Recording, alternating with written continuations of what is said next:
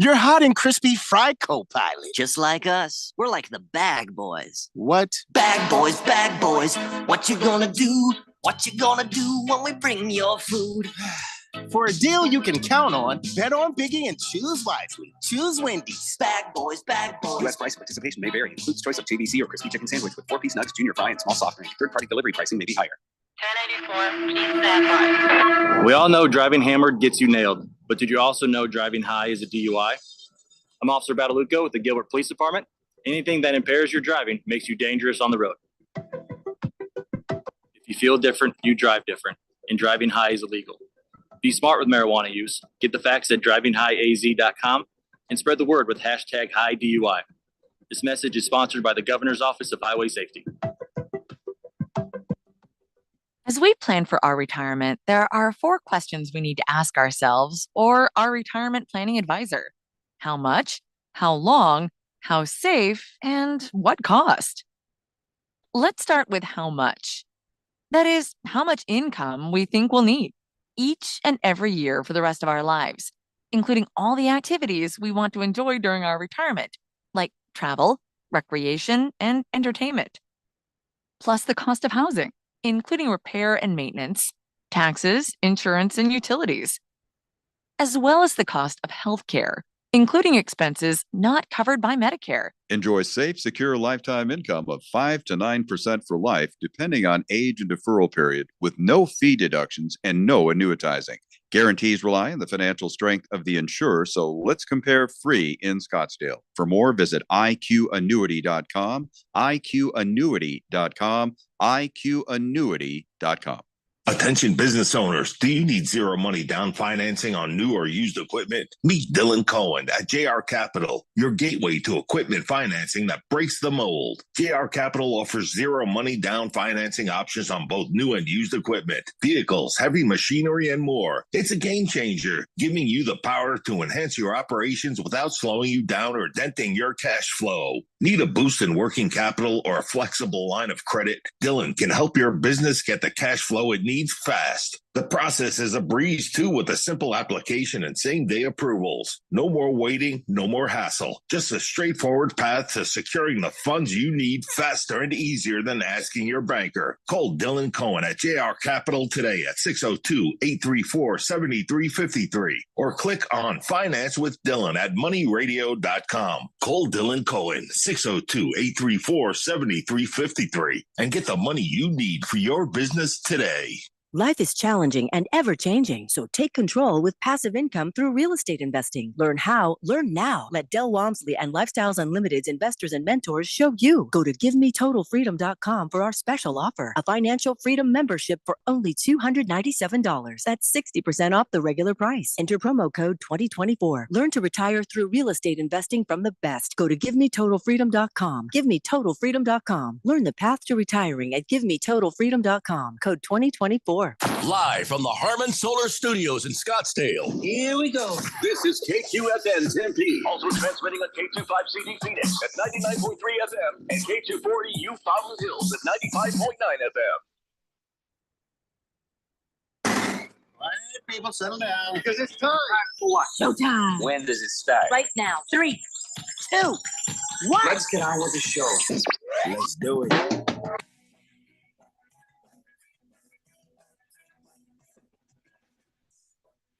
All right, everybody, it's Monday here on the Daily Blender. I'm your good friend, your radio pal, Jeffrey O'Brien, alongside Randy White. Got Keon Rose in the control room, and you guys are on the Fanatic text line, 888-368-1580, as we broadcast live in the Harmon Solar Studios in Scottsdale. I'd like to wait and talk about all the NFL stuff from over the weekend in the next hour.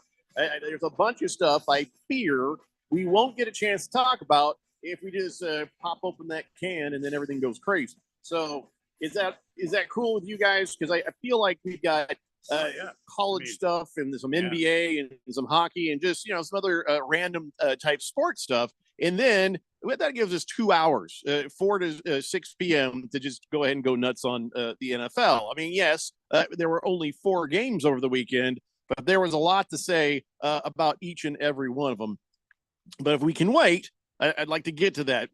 By the way, today, if you're a grandpa, happy National Grandpa's Day. So happy Grandpa's Day, Randy and Keon. Also, it's National Hot Sauce Day. Ooh. So extra special shout out to the grandpas who can still handle their hot sauce. Oh, I can. Yeah. I'll tell you what, I think it's not exceptional. Let me explain. I think what happens when you get old, you can't taste nothing. And so then you start putting that bleep on everything, as they say in the commercial. Because I remember my granddad, that boy, he used to get the hottest of food. And he used to just sit there and just eat it like nothing was happening. So, I mean, I like some hot sauce. I like some heat, but that man was out of his mind. And he's like, it's odd. I can't taste anything else. I'm like, oh, okay. Noted. Might have been the hot sauce that did that, but that's okay. It's all right. Also a good point. Might have singed out every single capillary in his nose and mouth, whatever. Right. Yeah. So, anyways, let's talk about mostly good things that have happened in our sports. Okay. Mostly good things that have happened. How about this one? Phoenix Suns beating the Indiana Pacers 117-110.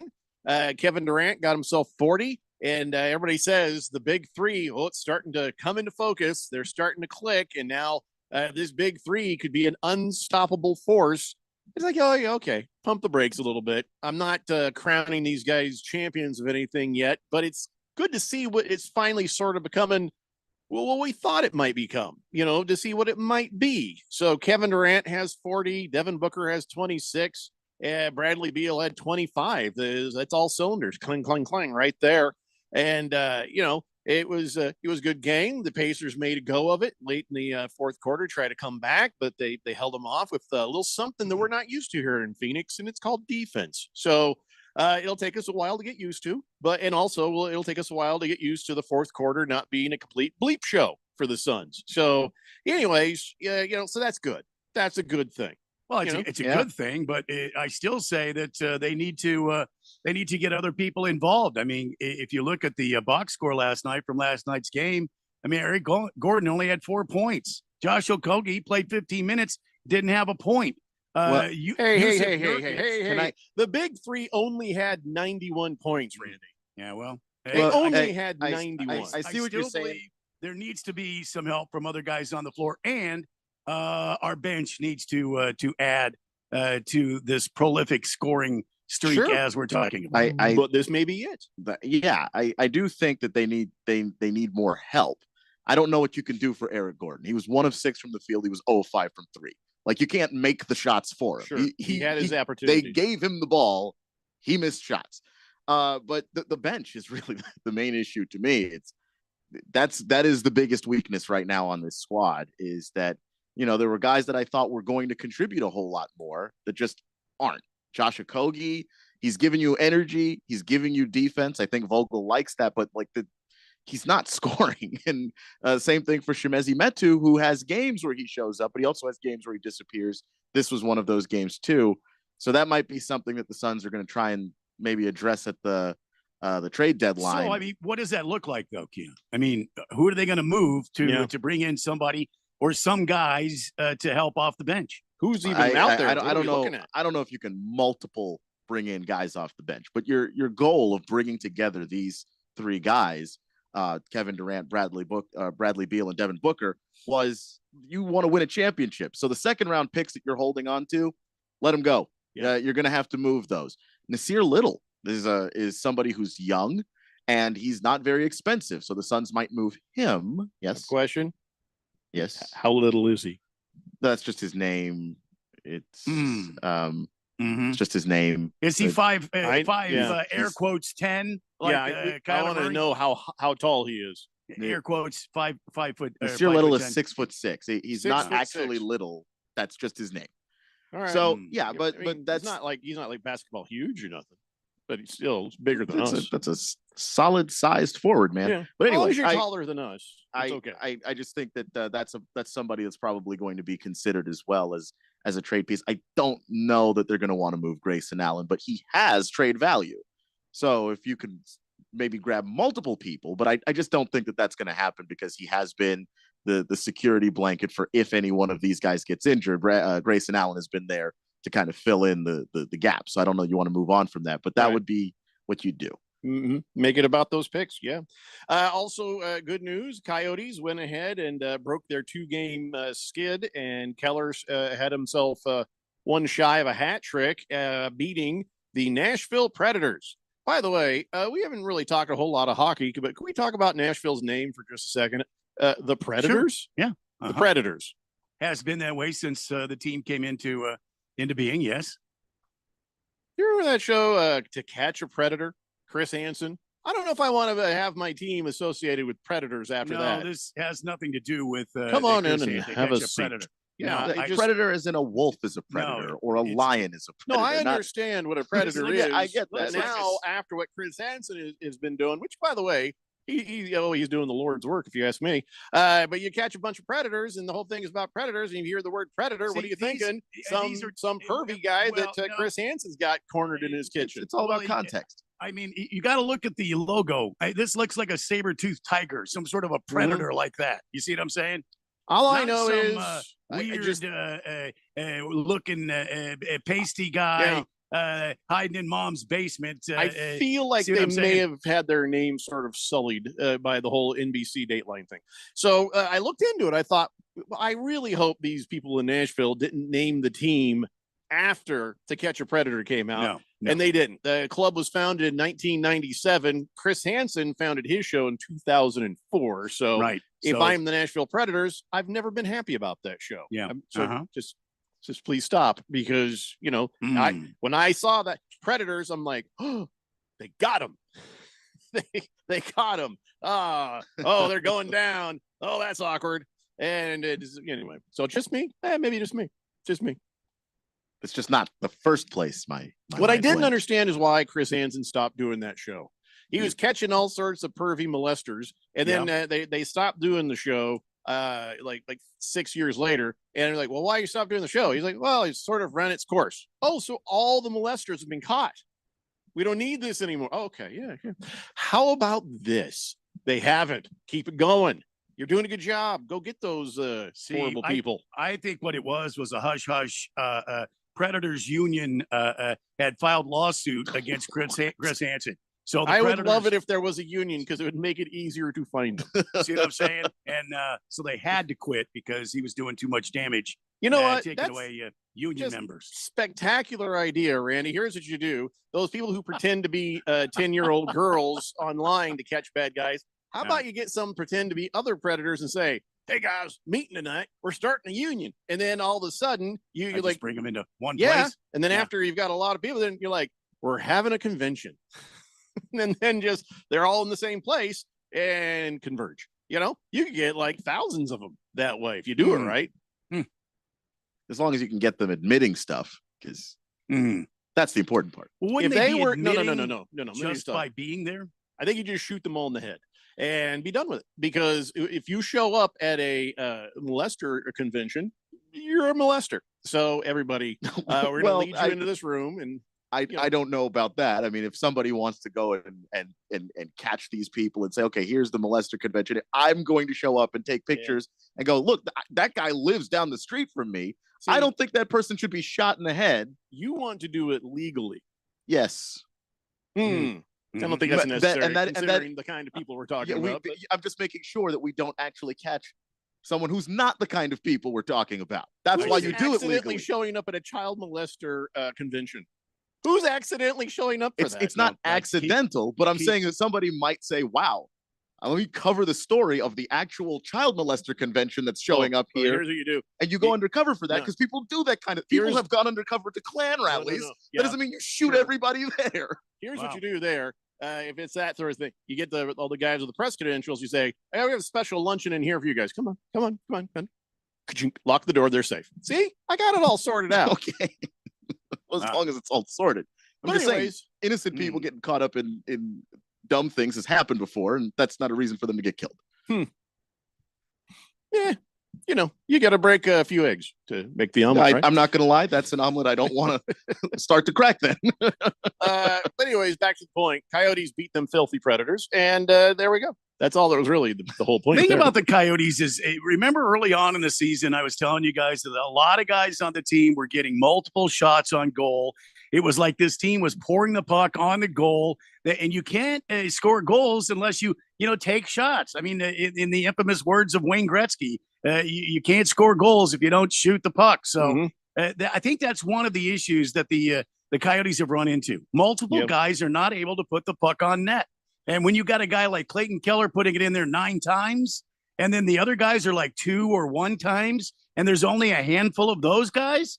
I mean, it was sort of fantastic that the Coyotes beat the Predators this way, but we've got to get it going again. We need some guys to assist and pour the puck in on in the zone there and put the puck on net. Yeah, no, absolutely. Absolutely. Everybody could use a little improvement, and that could be why there was a skid that just came off of. So well done, Randy. Well done. 888-368-1580. Swazman says, remember, he's the guy who put Stickum dripping off his hands and Jack Tatum. Wait, what? Sorry. I got to... he says, Jeffrey, remember Oakland Raiders number 37 defensive back, Lester the Molester Hayes? He was a really good player back in the day with a nickname that nobody would like. Oh, yeah, that guy. Yeah. Well, back in the day, that word already still does have multiple meanings. It didn't mean that back in 19 whenever. And I know in Guyana, where my family's from, that word is not used in the way we use it now. So it's a little bit of culture shock. Sure. Like you say, I didn't get out of there unmolested. Doesn't mean that, Yeah. Right. Last Optimist says, Feds cast those nets across Florida and caught 100 predators. Got headlines for netting a few Disney employees, too. Well, I have no doubt, because the evil ones who do these things are trying to go where the kids are, right? So good for whoever did that. Haruto says, he texted in over the weekend. He says, hello, everyone. I know there's no show today as it is Saturday, but I wanted to say hello and congratulate the Miners of San Francisco on their win.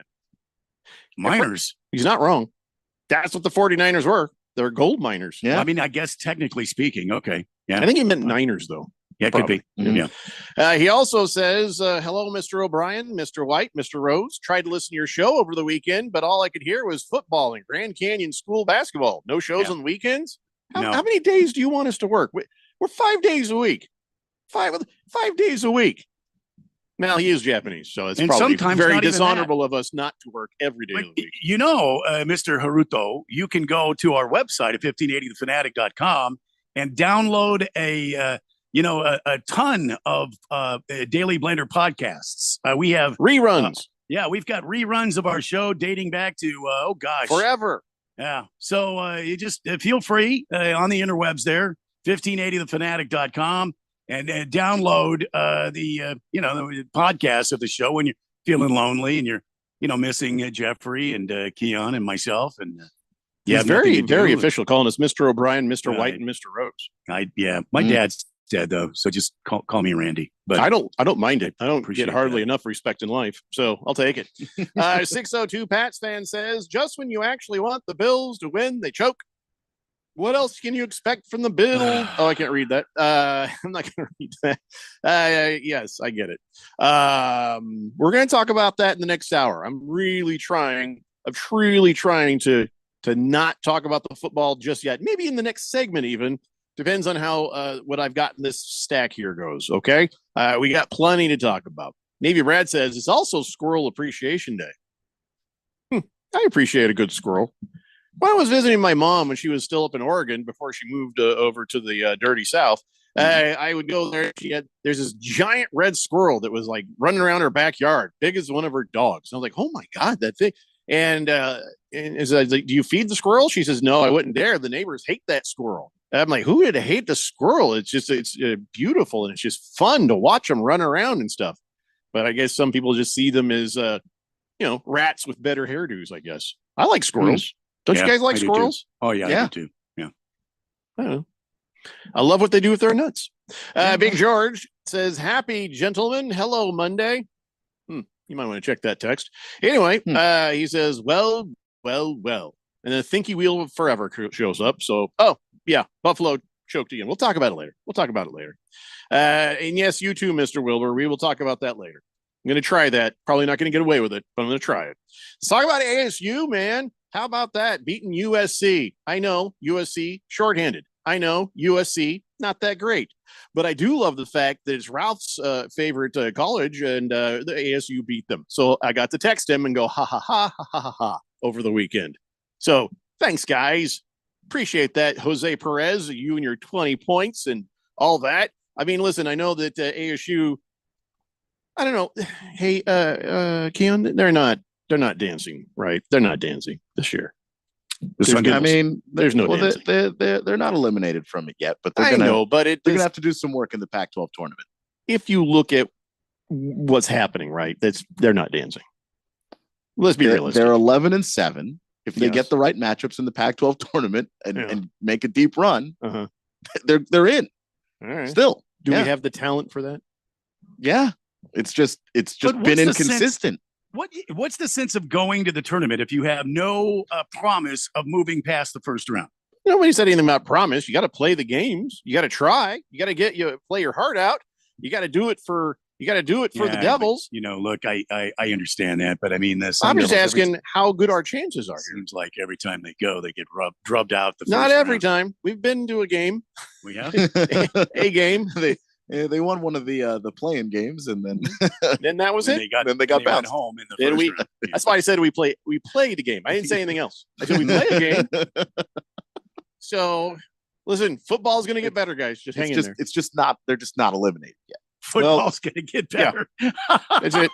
Just keep that in mind. Okay. They're playing Oregon on Thursday. The Oregon Ducks. So, oh boy, may God have mercy on our souls. Yeah. The one thing I want to talk with Keon about is what the heck happened with the Grand Canyon University? Grand Canyon University went to Seattle, played the Redhawks, and got beat. They were on a 14 in a row win streak, man. The Antelopes had just been killing it, and they ran into Seattle U. Now, is GCU tired? Is this team really, really good? Is this just one of those bad nights? Gabe McLaughlin had his 28 points, 7 rebounds, 4 steals, and Tyon Grant Foster, he had a nice game, 25 points and 7 rebounds. So just was it the big three making all the points, then nobody else contributed kind of thing? What's going on? Yeah, it was a little bit of that. It was a little bit of, they usually get a little bit more out of Colin Moore, Josh Baker, guys like that. They didn't get a whole lot out of them, which is unusual. They also get more out of guys like Duke Brennan. Didn't get a whole lot out of him. Then you also get to the fact that Tyon Grant Foster did put up 25 points, but it was 7 of 20 shooting, which for him is just way below how efficient he usually is. So he took a lot of shots to get that 25, and it cost him. And the other thing is that GCU, for as good as they've been all season long, they have been inconsistent. It's either been a slow first half or a lull in the second half. And this case, it was the second half that got them. Yeah.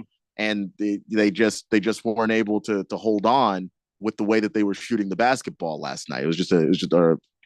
Saturday. It was just a rough thing to ask this team to do with the way that the shots were falling. And because they were playing kind of lackluster for their standards in the second half of that game, finally one of those inconsistent games snuck up and got them. It's a well-coached team, and now it's going to be a well-run team. Those guys, they're going to be doing a little extra running this week, leading up to their game on Thursday with Stephen F. Austin in Texas. That's Thursday at 5:15 p.m. That's right, Randy. You heard right. At 5:15 p.m. Hey, you know what that means. Yeah. 2 of us get to go home early. That's nice. And then, of course, Saturday, GCU's got UT Arlington at noon 45. So hopefully this will be a chance for GCU to get back on the W streak and get back on the track. So my thoughts on Seattle U, are they any good? Answered by Swuzman as well, says that University of Seattle team is really impressive. They're like a Michigan State style team, big and rough and tough and athletic, and they always give GCU trouble. All right, there you go. And GCU just did not come ready for a team that gives them trouble. Yeah, play some physical basketball, which is why those Texas teams, the Stephen F. Austin and the Texas Arlington games, those are going to be huge because those teams are physical too. Probably not as big as Seattle, but definitely physical. So that was a good wake-up call for GCU, and let's see if they wake up on the next ones. All right, we got to take a break. When we come back, I've got more non-NFL stuff because what we're trying to do is get to 4 o'clock and then talk about all the NFL stuff that happened this weekend. I'm doing my best. And hey, if we get through the rest of what I've got here in my hand, then we might start earlier. But I'm just saying, hold your thoughts on this weekend's NFL games until then, please. I'm just trying. I mean, I don't know if we're going to succeed, but I'm giving it a shot. It's the Daily Blender here on 1580 The Fanatic. This is Brent Musburger's action update on 1580 and 99.3 The Fanatic. Free air-chilled boneless chicken breasts and 4 juicy boneless pork chops with your order. OmahaSteaks.com/VSIN. Now, here are the latest lines from my guys in the desert. NBA, the Phoenix Suns taking on the Chicago Bulls tonight. Phoenix is riding a 5-game win streak. Sunday, they defeated the Indiana Pacers 117-110. Kevin Durant had 40 points. Suns favored by 5 points tonight, minus 114 against the spread. The Bulls getting 5 points, minus 106. Chicago on the money line, plus 180, while Phoenix is minus 210. The over-under tonight at 226.5. NHL, the Arizona Cardinals hosting Pittsburgh. The Coyotes getting a goal and a half, plus 128 on the money line, over under 6.5. I'm Tony Desiri with your VSiN action update on 1580 and 99.3 The Fanatic. Jackson Hewitt has a plan to get your tax refund fast with a buck here, buck there, here a buck, there a buck, everywhere buck. You don't have to wait weeks for your tax refund. Get money sooner with a no-fee refund advance loan at Jackson Hewitt. On this loan, there's a money today guarantee. Don't settle for chicken feed. Get fast bucks at Jackson Hewitt today. No-fee refund advance loans by Republic Bank offered to eligible clients. Money today guarantee if approved for a loan on a prepaid card. Details at jacksonhewitt.com. What's that sound? That's the sound of Downy Unstoppable scent beads going into your washing machine and giving your clothes freshness that lasts all day long. There it is again. It's like music to your ears, or more like music to your nose. That freshness is irresistible. Let's get a Downy Unstoppable bottle shake. And now a sniff solo.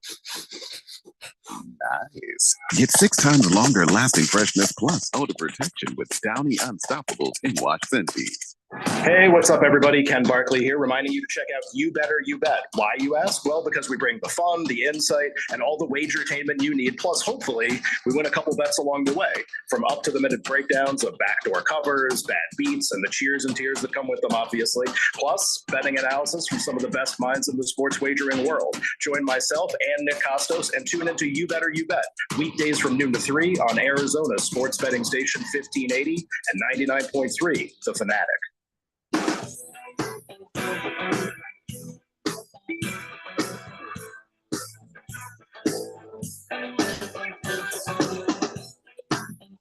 Daily Blender here on 1580 The Fanatic.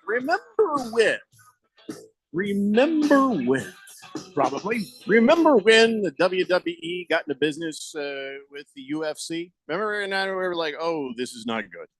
This could be bad. Then it got quiet and everybody's like, and then it happened. 2 things happened. One, Drake lost $700,000. Yeah, he's betting on Sean Strickland, and who's the other guy? He's got a weird name. Dricus du Plessis. They were fighting there in UFC 297. And everybody thought, okay, split decision, but man, everybody had it scored going one way. Strickland for the win. Drake bet $700,000 on Strickland, and Dana White was like, "Yeah, I thought Strickland won the last round there. It was 2-2 going in, and I don't know." And but then all of a sudden they raised the other guy's arm. So du Plessis wins, and as he left the ring, DJ thought it'd be a good time to play Drake's God's Plan. So that was a little hurtful, but yeah, Drake losing $700,000 tickles me. But what I saw there is, okay, who paid off the guys at the scoring table? This is a bad look. Whatever happened right under the nose of Dana White, who seemed kind of stunned by the whole thing himself. Joe Rogan doing the only thing I would ever pay attention to him for, and that is talking about UFC. He also had like, but that kind of thing going on. He was doing his own thing somewhere else. But yeah, I don't know if you guys saw any of this or if you've even seen clips of the fight. But if you're looking at the 5th round, yeah, kind of should have really been Strickland whose arm went up there when they said who won. I don't know what to make of it other than WWE shows up and now things start to get weird. Pickle D says Duplessis won that fight. Okay, talk to me about it. Because lots of people showed Strickland outscored him in that round. You tell us from your point of view why you think Duplessis won the fight. Because man, from what I watched, of course I watched it as God intended on YouTube because I ain't paying for that crap. Back in the day, I paid my money. And I watched some UFC nights. And once things got silly, I stopped doing that. By the way, when you pay for a fight and they say, tonight's fight brought to you by so-and-so. It's like, no, it's brought to you by me. I paid for this. Yes. There's no Yes. need for Very advertising true. here. Yeah. It's not brought to me by Modella. It's brought to me by me and my $100 I just paid. So why don't you STFU and show me some fight? That always bugs me. Just like it bugs people when they have to pay for the NFL on Sunday Ticket or ESPN Plus, wherever. It's like, hey, I paid for this. So why are you shouldn't get to advertise to me. Wonder if they'll ever have an ad-free version. Yeah, if you pay for it. Sure. It's called going to the game. Even then, I'm so worn out about all these guys. You get ad-free YouTube, for example. Now I know as soon as I pay ad-free YouTube, guess what's going to happen? They're going to put ads on there. Yeah, you know they are. No, I'm not doing that ever. No, yeah, I have it. It's kind of nice.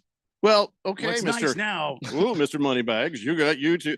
Well, because it also comes with the YouTube Music, which is I'm using that in place of like Spotify. So yeah. So I got the YouTube TV, and occasionally, because they don't want to show commercials that they didn't get paid for, they'll cover it up with moments of zen, which make my dog bark. So thanks for that, YouTube. That's not helpful. I got to be sitting there, Johnny on the spot with the mute button because my dog happens to bark back at anything on the screen. But So your dog is anti-new age. Is that what you're telling me? No. Sometimes you'll see like a fox, or you'll hear like a in the background, and my Then dog he'll hear that. thinks everything on TV is. Or if he sees a dog, he starts barking. Like he really it upsets him. He really thinks it's real. Now, Bebo, the new one, the Rhodesian Ridgeback, sits there and he's like, he'll hear the bark come right in and goes, "I'm here for you, buddy. What's up? Why are you barking at that big light again? What the?" And he kind of shakes his head like, I was over there sleeping and you just woke me up for nothing. You bonehead. He doesn't see the TV the same way Buddy does. And it's almost like Buddy forgets. Well, that's the exact same dog doing the exact same thing that happened 10 minutes ago. See, for the longest time, Cecil the Wonder Dog would be laying dead asleep in the family room, and somebody would ring a doorbell on TV. Oh my God, I hate those. Same. He has since become very aware of that, and he really doesn't. He's not that crazy about other dogs being on the TV. Sometimes I'll turn on that Winchester. What is it? Winchester Dog Show. No, Westminster. Westminster. I'll put that on the TV, and he'll see the dogs. Oh my God! And Cecil will he will run around and get his favorite toy, bring it over there. Wants to play with those dogs. Yeah, so that'd be great. Bring it over, play. But constant like, I'll kill you barking at the TV. One of these days, he's going to take out the TV. I worry for his safety because that's an 85-inch TV, and if it falls over on him, we're getting a new dog. So, but anyways, and TV, probably. Kind of an annoyance. Well, I got insurance for the TV. I don't have it for the dog. So, anyway, yeah, he'll bark at any animal that's on there, and I'm like, yeah, like you. What would you do in real life against a polar bear? Shut up. I mean, he just sits there and just barks at horses. The horse would kill you. Leave it alone.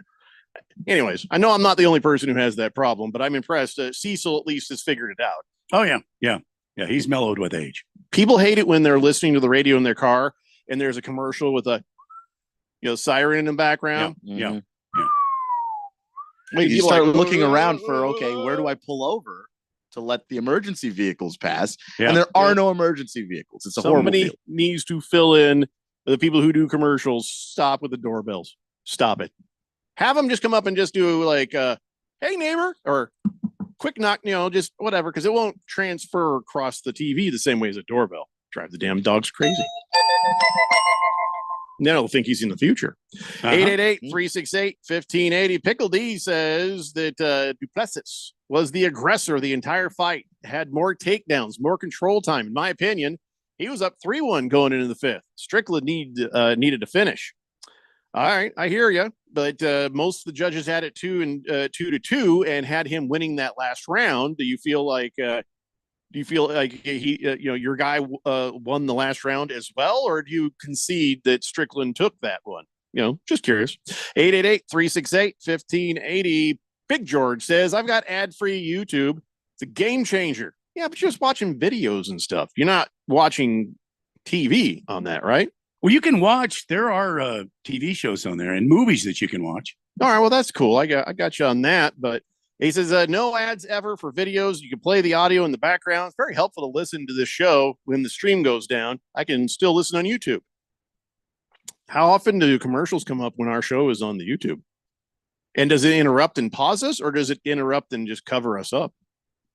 When it's live, I don't think it does commercials. But when you go back and watch it later, there will be just ads in there. Interesting. Good to know. Still not paying for it. I just can't. I got so many things that are being paid for right now. Yeah, look, I could pay for Spotify and not have the YouTube stuff, but it's about the same price, and I also get no ads on YouTube. Hey, did you ever pay for Sports Illustrated? Was that ever a thing where you got the magazine? Yeah, I had a subscription for a while. Yeah. And why'd you stop? Why'd you stop with it? It just wasn't an expense I just thought I needed to keep going with. Yeah. It was like a lot of my favorite writers went off and did other things, so just kind of let it go. Well, so Sports Illustrated laid everybody off last week, and there's somebody running Twitter. Outside of that, nobody knows what's really going to happen here, because 99.9% of the staff was laid off because they couldn't afford to make the payment on the licensing of the name Sports Illustrated. So who knows if anybody's going to come back? And now people are like, well, what about the Sports Illustrated swimsuit issue? Which is the first thing 95% of all men said when they heard the news. And people say, well, Jeffrey, why did you stop with the swimsuit issue? For me, because I don't know, I grew up and I got daughter and I got sisters, and respectful to the ladies in my life. So that's good for you guys. I don't need to look at pictures of girls in bikinis and all that. Some people will say, well, I stopped when they started to put that boy up there that was a girl. There's a girl that was a boy. But no, stop it. You don't have to look at the picture. Turn the page and look what you want to look at. And then, can I be honest with you? You know what would have stopped me if I hadn't stopped because of virtue and, being a good guy? Martha Stewart on the cover. That would have done it for me. I'm done. You put Betty White on there, I'm getting it framed. You give B. Arthur a shot at the cover, and maybe I'll spend a little time looking at it. Yeah, but I think those two ships have sailed. But now you got Martha Stewart. I'm out. No, thank you. That's too much evil. Too much dead behind the eyes.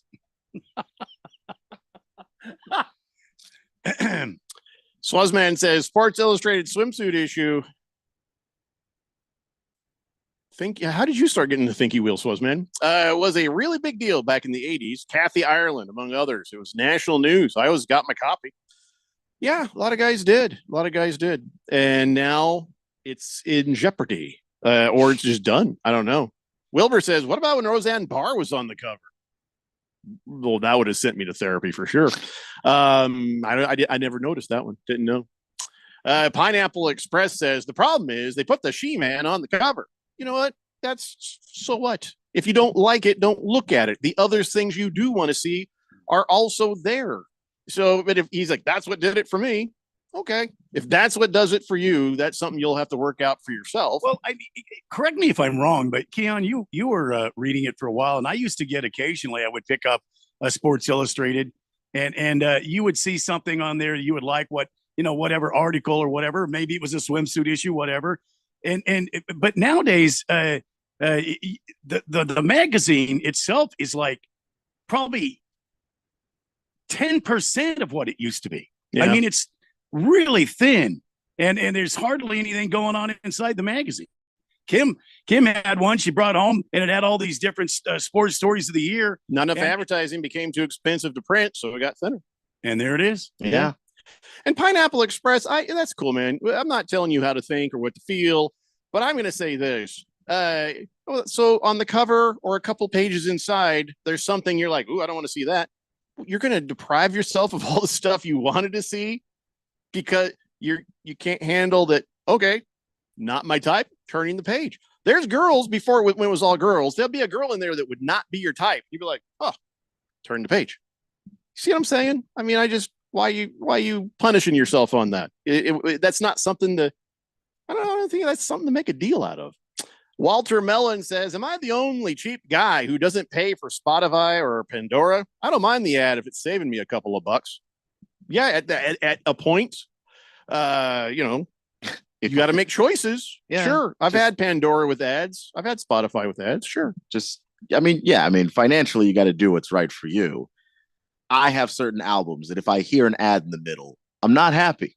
I'm just not happy. So that's just where it comes down on. It does kind of kill the vibe, doesn't it? Yeah. Especially when it's supposed to be a sexy vibe. I just want to make you my lover. Diarrhea. Yo, upset stomach. They start singing that song about, I don't need that. It's going to kind of kill the mood. Yeah. Henry says, Randy, be cracking me up with these names. Winchester Dog Show, Ty Dillingham. Yeah. Don't get mad. Right? Don't get mad, Randy. Don't get mad. I'm not mad. He's not insulting you. No, I know he's not. Okay. Oaktown Destroyer says, good afternoon, gents. Hope everyone had a great weekend. Bleep the Chiefs. But he didn't say Chiefs. He said another word that rhymes with Chiefs. And it's Chiefs. Dirty. Just let it go. Pour me a shot, please, Randy. I just figured it out. It's not reefs. Just let it go. Yeah, no, I'm done. Just let it go. You already know.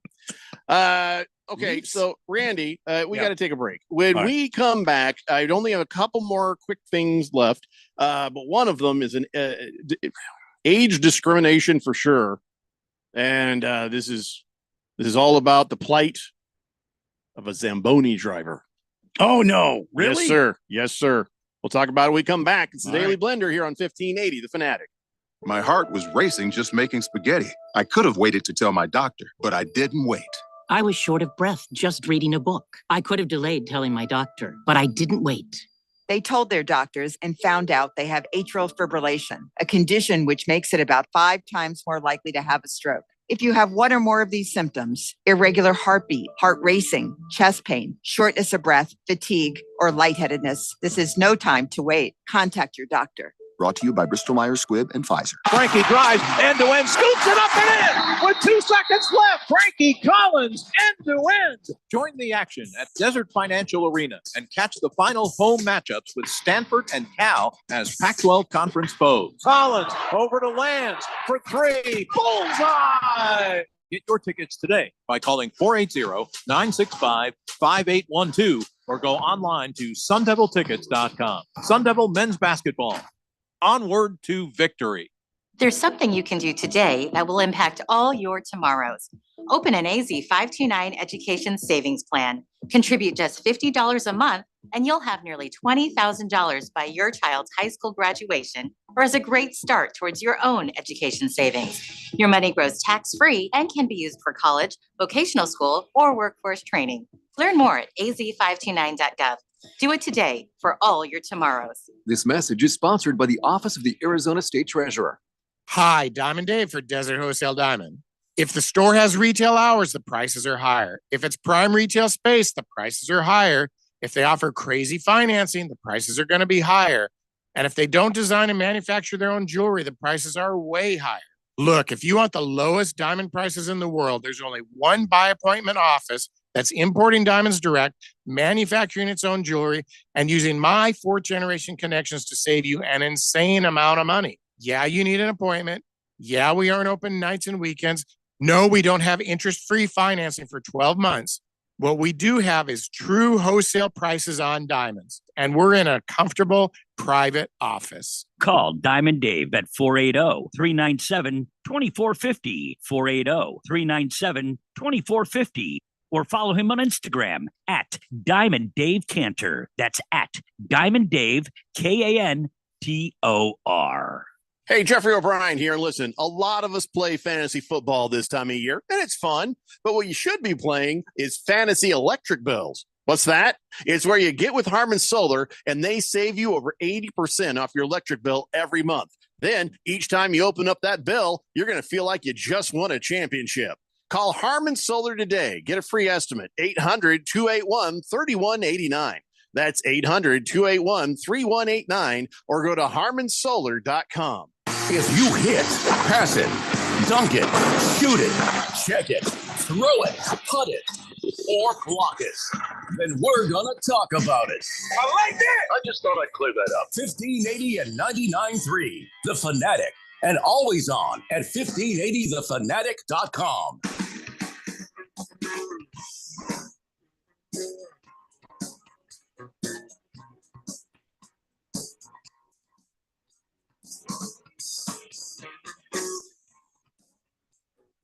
Dave Blender here on 1580 The Fanatic. So, okay, Randy, so here's the deal. So this guy is 70 years old, Al Sobotka, okay? Yeah. That's his Al name. Sobotka, all right. And he's the Zamboni driver for the Red Wings. All right. And but here's the other thing about Sobotka. Getting up there in years and got himself a little benign prostatic hyperplasia, which means that suddenly you're going to have to take a whiz now and then. Okay. And, All right. Yeah. Well, okay. Yeah. So here's what happened. He got fired for peeing in a drain, not on the ice, not in front of people, but back underneath the rink there, in between two Zambonis, he peed into a drain. He just like, I can't wait. And so he pees into this drain. Okay. Somebody saw him, reported him to the HR, and he was fired at the age of 70.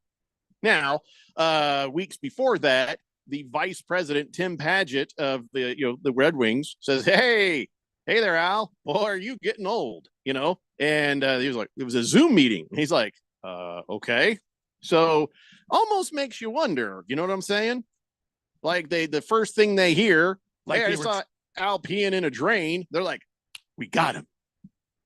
Just came up with something to fire him over. Yep. Of course, the HR says, no, his prostate issue was not taken into consideration anytime because we thought he was just making excuses. That's the interesting thing about the word excuse. Sometimes it's not an excuse. Sometimes it's an explanation. You don't need an excuse to have a medical issue. It's like either I pee my pants or with nobody looking, standing between two giant Zambonis, I'll take care of it right here in this drain. It's an unfortunate thing, but okay. Who's it hurting? Who's it hurting? So I don't think it's hurting anybody. I don't see why they let him go. I mean, is he pursuing some sort of yes, he is. Oh, good. Yes, he is now. He is got a lawsuit. He's accusing the Red Wings of a cover-up of the whole situation and all sorts of things. He just wants what's fair. He was just saying, listen, hey, I don't think I deserve to be fired. I've been doing this for 50 years.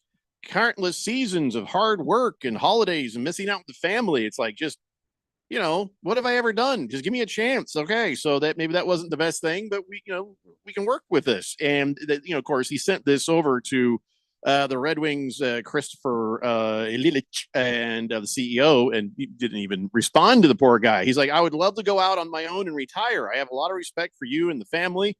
I'm begging you. This is killing me. The guy was just crushed by all this. And so, listen, I've pulled over on the side of the road on a long road trip, and I open up a passenger door, and I open up the front door, the back door, and I stand between the two, and I do my business on the side of the road so nobody sees it, but I can't wait. That's what this guy just did with two giant Zambonis. And there's a video of the guy who sees it. And he's not even in an open area. He's back in a room somewhere with these two Zambonis. And this guy kind of does one of these. What are you doing? Like he's looking in, like, keep walking. Who took the video of the guy looking in? Was that one of those security cams? Yeah, security camera. Security camera. So anyway, I just think this guy is getting the raw end of it for sure. And this is a guy that the crowd loves. It's not just because he drives the Zamboni, because he was known for spinning the octopus over his head whenever the fans threw him on the ice. So they're like, hey, there's Al with the octopus and stuff. Yeah, so yeah. People just love the guy, and so that's it. He's been fired, and he just got pushed out. So I see there'll probably be some ageism involved. They're sure I don't know what the cover up is about, but this poor guy just was enjoying his life, giving everything he had to the company, and now he's gone. So it's too bad. Anyway. Was the owner's son or grandson or something? Is he driving the Zamboni now? I don't know who is driving the Zamboni. I have no idea. It's always been a dream of mine and yours to drive the Zamboni. Yeah, I would love to drive a Zamboni. Yeah. Desert Viking says, be careful defending those people. I love your show, and I don't want you guys to end up like Sports Illustrated. Go woke and go broke. You know what? If I get fired because I stood up for what is right against racism, against bigotry, against all kinds of stupidity, if I ever got fired for that, I'd be like, good. So if you don't like it, Desert Viking, go ahead, write a letter, ask the owner to fire us. I don't care. I will never back down from what is right in those things. This has nothing to do with liberal or woke or any of whatever that crap people say now. There is a right and there is a wrong. You have a choice to make. If you don't like the guy who's now a girl, fine. That's your life. Go live it. But there's all this other nonsense. Don't have time for it. Don't care. I'll feel like, okay, I don't even mind. I don't even care. So go for it, Desert Viking. Get me reverse canceled. I don't care. Bring it. Not the context that I usually use it in, but what do you mean those people? He means trans people. Okay, that's who he's talking about. So, and again, I know some. They're very nice. Yeah, quite nice. maybe don't hate everybody you don't like or don't know. You don't know. And not everybody is pushing an uncomfortable agenda to change you from being a conservative to a liberal, or to challenge your sexuality and make you scared of being gay. That is not what everybody is doing. Sometimes people just want to live their lives and do their things. And if Sports Illustrated decided, or Bud Light decided to try to, say, hey guys, we see you over there. That's cool. And everybody else loses their mind. That's your right, but it's just kind of ignorant, man. So you go, Desert Viking. Seriously, just go, because I don't have time for you. 888-368-1580. Niner Napolis says, that's too bad, old timer. Sorry about the situation you're in. If I was him, I'd be pissed. He was probably a real whiz on the old Zamboni. Oh, that's like 3 in a row for I know. Just put them all in one text. Nicely done. It's what happens when you try and commit one penalty and you've already gotten a flag thrown, so you might as well just go for the other one.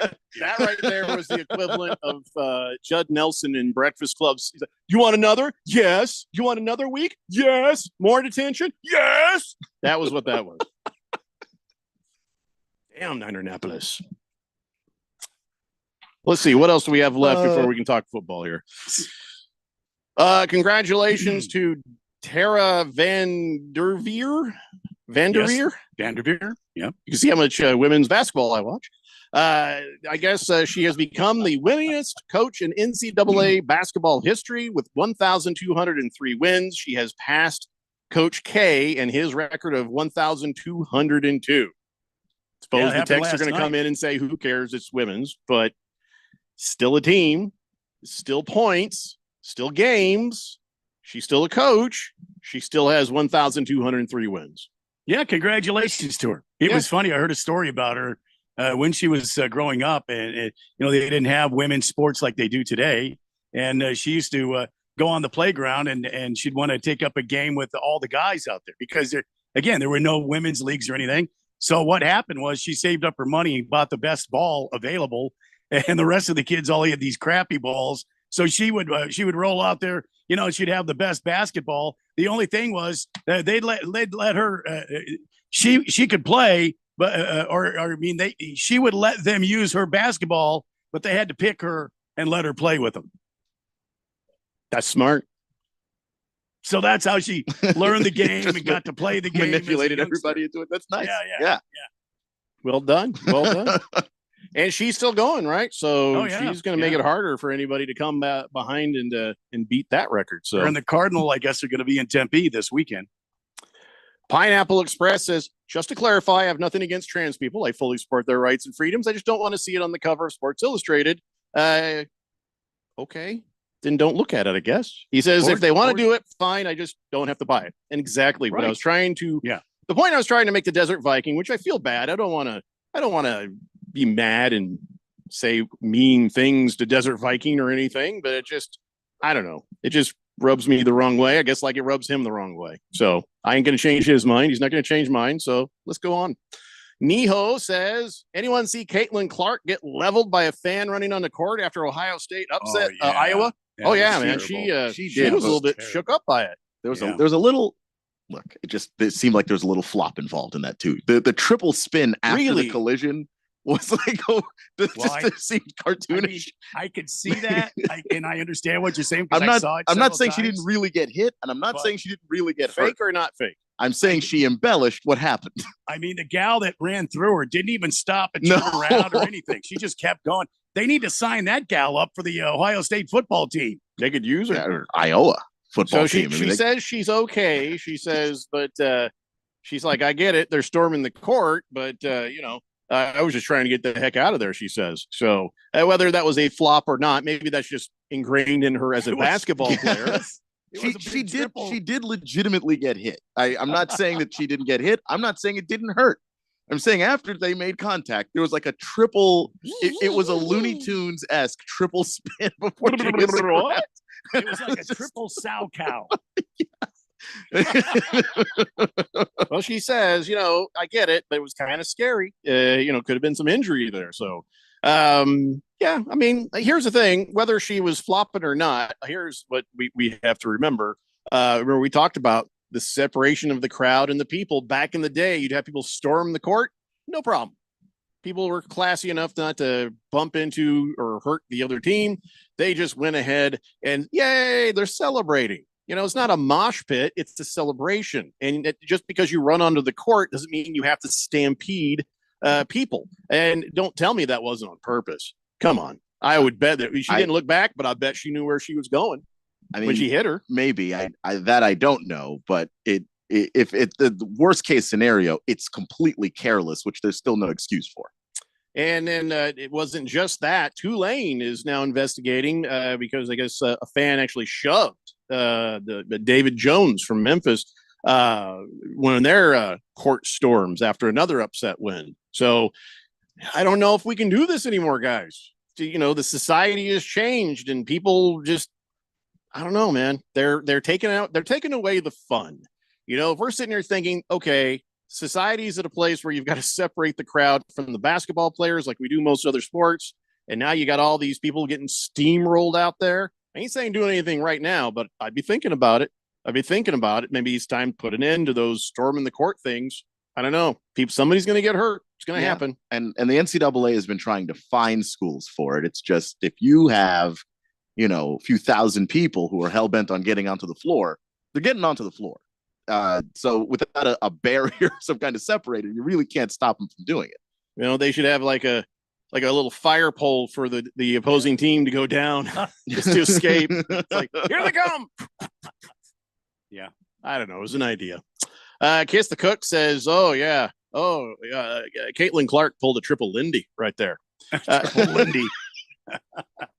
Navy Brad says, Randy, the press cardboard on your couch behind you. Can Winston and Angel have it to chew on? They love that stuff. That's not cardboard. Is that? That's a dog bed, isn't it? That's where Cecil's laying? Yeah. Is that what you're talking about over here? He thinks that's cardboard. No, that's a bed for Cecil. Yeah, that ain't cardboard navy, Brad. It's tan colored, but it's a bet. Just take your I mean, don't take the bunnies, but go get some cardboard boxes for your bunnies. Yeah. Don't even understand why you want Randy's. Why you want to take mine? Yeah, Cecil's enjoying it. Swuzman says, by the way, we stormed the field. Jake Plummer, ASU, Pat Tillman, 19-0 over Nebraska. Yeah, football, I guess, is a little bit different because those guys will, if you knock them down, they will hunt you down. They will take you out. And there's more space, too, to kind of get out of the way. Yeah. Yeah, it's a little bit different than a basketball court. So, all right, guys, we made it 1 hour down and 2 to go. The next 2 hours are going to be nothing but NFL football, talking about all the games that happened over the weekend. It's the Daily Blender here on 1580 The Fanatic. Can't sleep with this cold. Honey. Honey? Honey, you need NyQuil Severe Honey. NyQuil Severe Honey gives you powerful cold and flu symptom relief with a dreamy honey taste. Feeling better, honey? Honey? I'll take that as a yes. Try NyQuil Severe Honey for powerful cold and flu symptom relief. NyQuil Severe with honey flavor. The nighttime sniffling, sneezing, coughing, aching, fever. Honeylicious, best sleep with a cold. Medicine. Use as directed. Keep out of reach of children. Hey, Ralph, got another solar question for you. Okay, but did you check out the Harmon Solar podcast first? The what? The Harmon Solar podcast. We put new episodes up twice a month that teach you all the things you ever wanted to learn about solar. We discuss things like how solar works, the roofing, sales process, demand management, everything solar. Show like this needs some real smart thinkers, huh? Well, yeah. So you got some really great guests then, huh? Almost every show. Is it on Spotify? Yep. iTunes? Yep. Just search it everywhere. It's the Harmon Solar podcast. Go check it out at harmonsolar.com. When it comes to covering the high school sports scene in Arizona, AZ Preps 365 has all the answers. Every Saturday morning from 8 until 10, they break down games, interview the newsmakers, talk with coaches from around the state, and stay up to date with what's happening with prep athletes and breaking news from the Arizona prep scene. It's AZ Preps 365, 8 till 10 Saturday mornings on 1580 and 99.3 The Fanatic, and always on at 1580thefanatic.com. And we're back down by 3 as Mike Couch gets under centerpiece. Might be a good time to call the end table around play. Here's the snap. Ooh, down he goes. They pulled the rug out from under them on that play. Yeah, I'm sensing a theme here, Bob. It's the playoffs, and Salt Creek Furniture has everything you need to watch the games in style. Recliners, sofas, and so much more at prices that are sacking the competition. Salt Creek Furniture, 4 Valley locations. See it all at saltcreekhomefurniture.com. Hi, I'm State School Superintendent Tom Horn. Arizona has a shortage of teachers and a need to improve students' proficiency in reading and math. We need to increase teachers' income, which they deserve, and to increase students' proficiency, which is my highest priority. I'm therefore providing $40 million for one-on-one tutoring for grades 1 through 8, public and charter school students who did not perform proficient on the last state test. Learn more today at azia.gov. Sponsored by the Arizona Department of Education. Hey, Jeffrey O'Brien here. And listen, Phoenix has had over 53 days of 110 degree plus this summer. This last July alone, we had 30 consecutive days of 110 plus. And this summer heat might just be the new normal for summers here in Arizona. What you need to do is call Harmon Solar today. Harmon Solar could save you over 80% off your electric bills. They're a locally owned, family-owned company. Call Harmon Solar for a free estimate. 800-281-3189. That's 800-281-3189 or go to harmonsolar.com. Live from the Harmon Solar Studios in Scottsdale. This is KQFN Tempe. Also transmitting on K256 Phoenix at 99.3 FM. And K240U Fountain Hills at 95.9 FM. All right, people, settle down. Because it's time for what? Showtime. When does it start? Right now. 3, 2, 1. Let's get on with the show. Let's do it.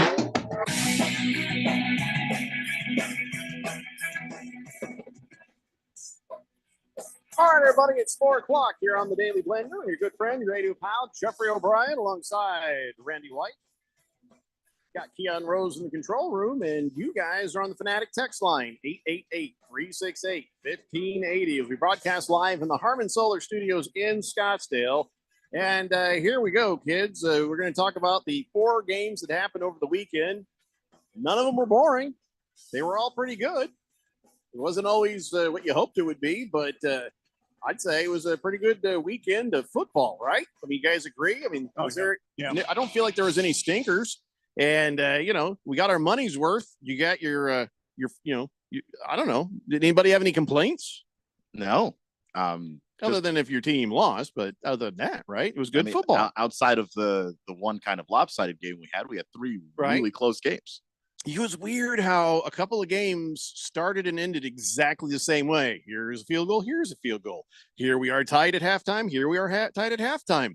Here's the end of the game. This other team came from behind on one score and won. It was very oddly similar in some ways, but not the same, but similar. You know what I mean? Yeah, we had that Niners Packers game stands out a lot, but also the late game stuff with the Chiefs and the Bills. So those two were definitely very similar. And the 49ers and Packers, sure. And the Bucks were in that game with the Lions until basically the end. So, but it makes sense. You got two teams who are there and they got good defenses, good offenses, and there's a feeling out, there's a thing. So seeing it sort of, start similarly, but it was, I don't know if I remember a time that so many games in a divisional playoff weekend ended at halftime with a tie. Yeah, just me? No, I'm trying to remember. I think you might be right there because I can't think of. I'm oddly onto something. Yeah, it was an odd weekend for sure. So let's go ahead and get it started. I'll tell you this much though: they said that both home teams on Sunday were favored by 9.5 points. Hopefully, you guys took the under because it was much closer than that in those games. So this is just good. I liked it. All right. So what was your favorite game this weekend before we start getting into them? What do you say the best game of the weekend was? I would still say Chiefs Bills. Just the back and forth. I thought that both quarterbacks were playing great football for the most part. So we did get an answer. We did get an answer to why can't the Buffalo Bills get over the hump against the Kansas City Chiefs? And we have an answer now. You're not going to like it. Do you know the answer? Because Patrick Mahomes is that good? Getting warmer. Patrick Mahomes is just a lot better than Josh Allen. Yeah, I think that it's I don't know that that's necessarily an answer that people won't like if you're not a Bills fan. If you're a Bills fan, that's the worst. Oh, answer that's right. Only Ralph. Ralph will hate that. But yeah, you guys are good. Okay. But Patrick Mahomes he's the best quarterback in football right now. Yeah, and he's playing like it. Yeah, and listen, Andy Reid's a great coach. Not really so sure about McDermott, but we'll talk about that at the end here. So we're going to get there, but let's start it off with the picks contest standings and situation right now. As far as the show goes, we got all 4 right. All of us got all 4 right, except for Randy, who only got 2 right. Picking the Bills and the Bucks is what did him in. But he had a thing going on, and Radio Ron stopped picking altogether because says he has to deal with Randy's legal issues. So it just hasn't come up. Randy, yeah, I'd avoid him in the hallway for a few days.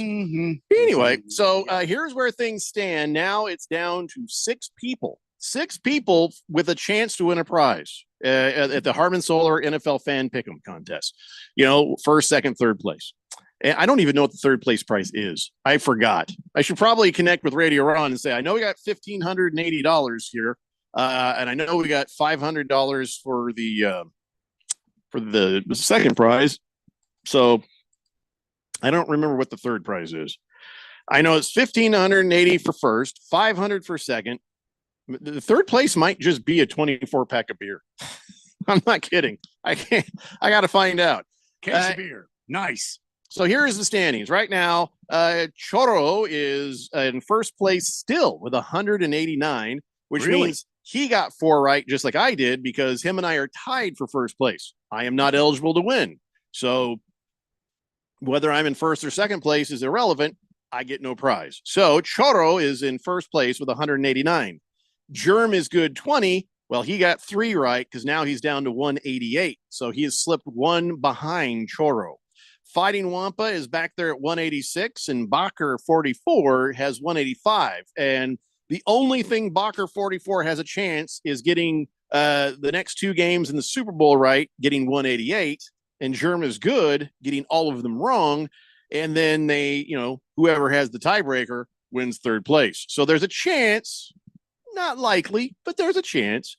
Fighting Wampa in a similar situation with his 186. Again, if he gets 3 right, he'll have 189. And if everybody else gets theirs wrong, he can still win the whole thing and maybe get the third place prize away from Germ is good. But these are extreme things. So really, Choro, Germ is good, and Fighting Wampa, it's theirs, to lose. So we'll just sort of see what happens over the next couple of weeks. Can you believe it? I guess there's only 3 games left in the entire season. So, I'm sorry, I missed that. I was napping. Who's in first again? I'm sorry.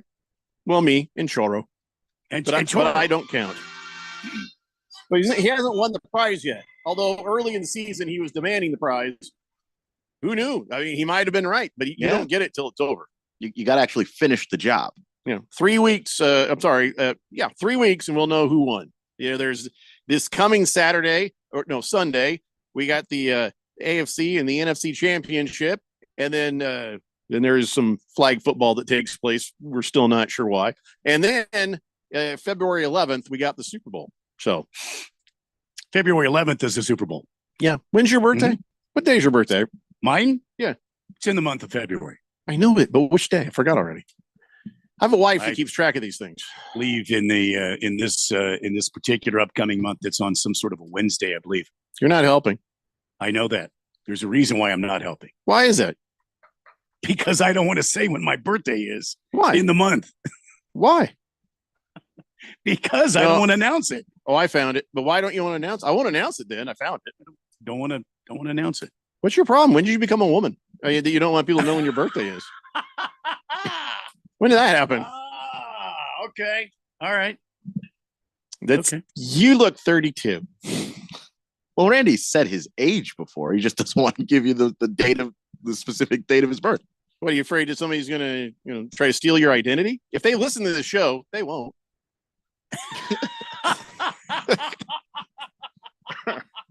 Okay. Pass. That's a hard pass for me. Thanks. All right. Well, none of my business. Bruno Baller, we're not doing that. We're not guessing Randy's birthday. I'm not going to say yes or no to anybody's questions. There'll be no answers. We'll just later on, Randy will tell me the hell's going on. Last Optimist says, I root for the Chiefs, and I still think that fumble out of the end zone rule is good. We're definitely going to talk about that, but just not yet. Let's talk about Lamar Jackson with his 4 touchdowns. And again, that game, everything was pretty good, pretty close. We're like, we got a game here. Look at CJ Stroud doing all right. Everybody's good. And here comes Lamar Jackson. Yep. Took him a couple of quarters to warm up and wake up. And then after that, it was exactly what you thought it would have been. It was just domination. And John Harbaugh made some adjustments, and the defense got a little more stingy with that Houston Texans offense. So, congratulations. In my opinion, I mean, the Ravens right now are the team to beat. So that's what it looks like when a coach makes adjustments. Yeah. Wow. Who thought it? Also, that defensive coordinator that the Ravens have, Mike McDonald, he ain't gonna be a Raven next year. That guy's getting hired. He's head coach, huh? He already had interest from people before the playoffs started. Yeah. The job he's doing now, he's going to be a head coach if he wants the job. See, that's a thing. You get a good coordinator, right? And you're like, hey, that dude's helping us win. And then they're like, oh, hey, that guy's real good. Want to come coach for us? You should have a way to stop that as an employer. You know what I mean? We're just hey, Bob, please don't go.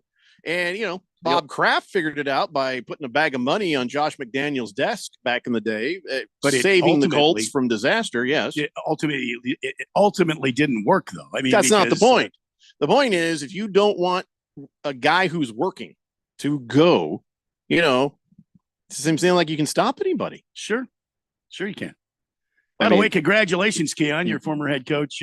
Wait, how do you stop them? You can't really. putting a bag of money on their desk. Well, I thought you were going to say Jeff Galooly them before they can get to the car. That only and then you misery them, put them in a bed, and keep breaking their legs and say this stops when you sign the contract saying you'll stay. Isn't that what was that James Caan motion picture? That weird white. I just said it. Misery. Misery. There you go.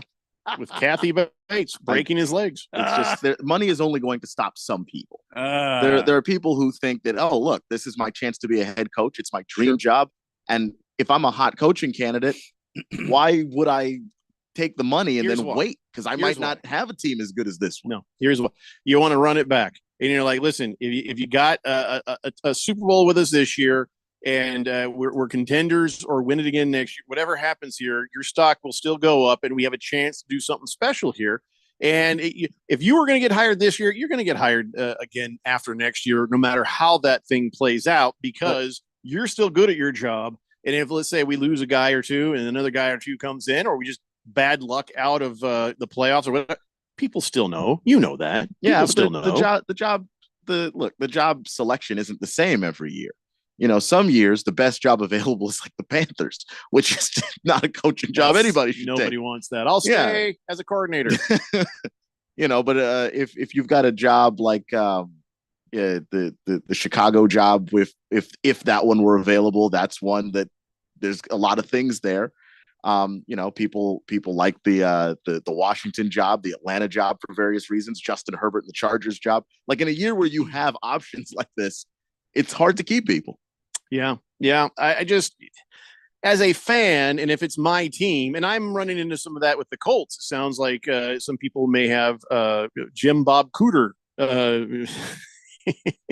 Just my favorite name in football. Just take a moment with it. Anyway, they got him on speed dial, seeing if maybe they want to take a look at him for something. Now, if he goes from my team to another team as a coordinator, now I'm a little bit angry. Now I'm a little bit aggravated that somebody didn't make an effort.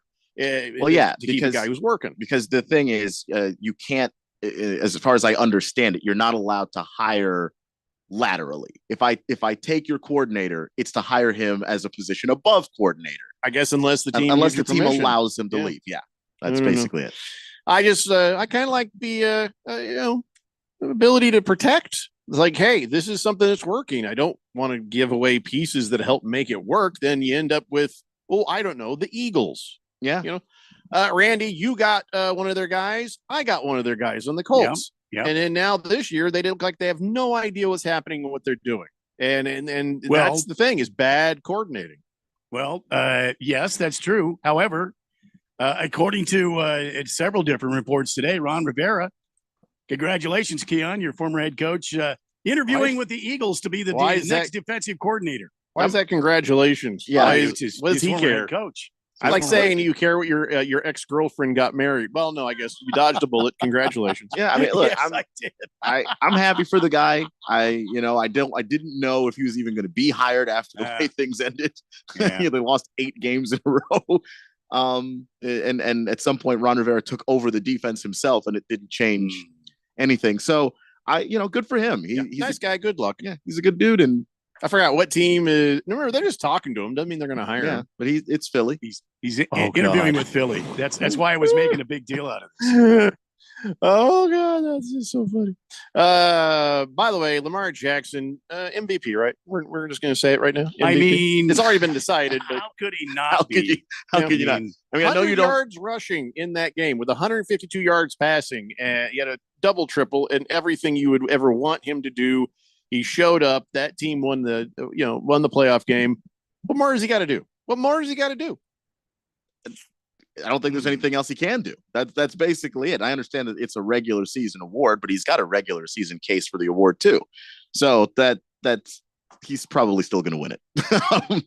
It's just been that kind of year when you look at all of his numbers by the end of the season, when you look at the way that he was able to control games and do it as a pocket passer, throwing the football. That's been the biggest step forward for him. And Hamilton Porter, I'm going to get to you in just a minute with that. That's a really good take. So I got you. Just hang in there, pal. All right. Any notes on the Ravens? The question I guess a lot of people have is, all right, so here are the Ravens. Okay. And over here's Buffalo. All All right. That's the game, right? Buffalo versus the Ravens, right? You mean Kansas City versus? I'm sorry. It's Kansas Sorry. City. My bad. My paper was moved. And yeah, that's so what I'm saying is you got the Ravens versus the Chiefs. Yes. Whoa. That was weird. Yes. Something just echoed me. My own self echoed. You guys didn't hear that? No. That was weird. Wow. Anyway, I'm not Ravens- having a health incident. We're all okay. Ravens versus the Chiefs. Here is the second week in a row where the Chiefs got to go on the road into a hostile environment in Baltimore, and they've got to somehow formulate we got to keep this together business, and we've got to beat a really damn good team. Yeah, this is to me. I think this is going to be the championship game of the weekend. I think I was heading towards the point about the Ravens and the Chiefs, and mostly about the Ravens, they're firing on all cylinders right now. Did you see any big deficits in that game for the Ravens? Because they got to face the Chiefs, who have had a pretty good defense, although it didn't feel like their defense was playing that great the last couple of games. And the offense is Patrick Mahomes. He's stellar. He's a man, but it's not. It's 4-17, Randy. We're good. It's the offense seems like it's starting to kind of find its way now. They've activated Travis Kelce. So, I kind of look at this and think, okay, Ravens probably still can dominate the Chiefs the way the Chiefs are right now. I agree. I mean, I'm impressed with the way the Chiefs offense played. I'm impressed with the way they moved the ball. But that was a Bills team with injuries. And this is a fully healthy Ravens defense that's better than that Bills defense. The injured defense for the Bills helped the Chiefs offense look good. But the injured defense for the Chiefs kept the Bills in the game. So yeah, and it's just if you're not 100% right now going against the Ravens, I'm worried for you. I genuinely am. And that's before we even get to the fact that when you flip to the offensive side of the ball, what you have to do to stop Lamar Jackson is insane at this point. He wasn't really running this season. And it almost was like they were telling him, like, hold back. Save it up. We need you in the playoffs. Don't take those hits, in week 14, week 15. Get through this, and then we'll unleash you in the playoffs. Because it's a different offense when you have to worry about Lamar running, because it's not when most quarterbacks scramble and it's 15 yards. With him, it's 25 every time. Yeah. And this, of course, this game right here, they say there was 31.8 million people watching. I don't know why the NFL is, bounced back up so high as far as, ratings have gone over the last 5 years. But, man, everybody's watching now. Everybody is watching now. I don't know what the difference is at the moment, but it's working because it's breaking records and blowing people out of the water. All right, we got to take a break. We come back, we'll see what's going on with the 49ers. And we'll talk about the Jordan Love and the Packers, and talk a little bit about the future of Jordan Love and Mike LaFleur. But man, I mean, guess what just happened? Brock Purdy led a game-winning drive. They said he couldn't, but he did. It's a Daily Blender here on 1580 The Fanatic. Doug. With Liberty Mutual, you can customize and save hundreds on your car insurance. But what to buy with those savings?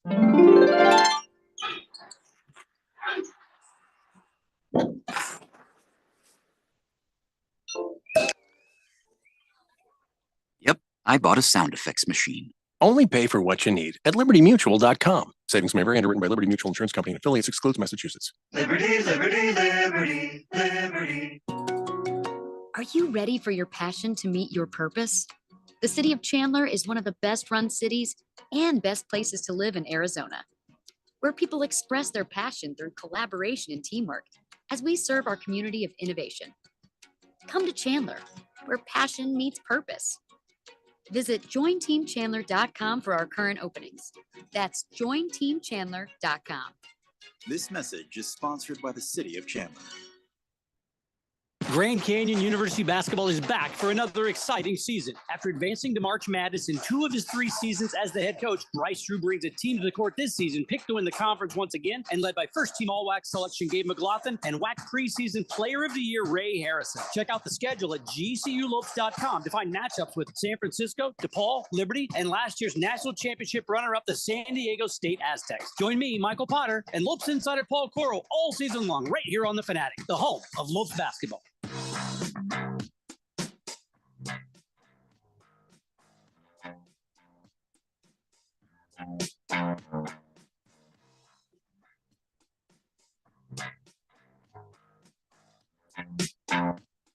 Daily Blender here on 1580 The Fanatic. All right. Got real hot in my my area here. I had to turn on the fan and take off my pants. I got shorts on. Don't make it weird. Just saying. My brain just sort of fogged over there, but I'm okay now. I am very susceptible to the heat. You know, as anybody who's ever sat in a studio at the radio station with me will tell you, it's got to be pretty nice and cool for me. Anyway, Randy, once he gets his scotch, he'll be back. Just that was an awfully short commercial break. You're welcome, America. 888-368-1580. Let's clean up the text line here. Let's see. Hefty Lefty says, looks like only 2 people can beat Old Choro.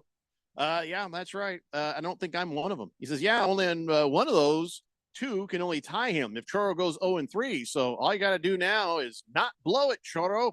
Don't channel the Broncos, and you got it. Hamilton Porter says, guys, as a Lions fan.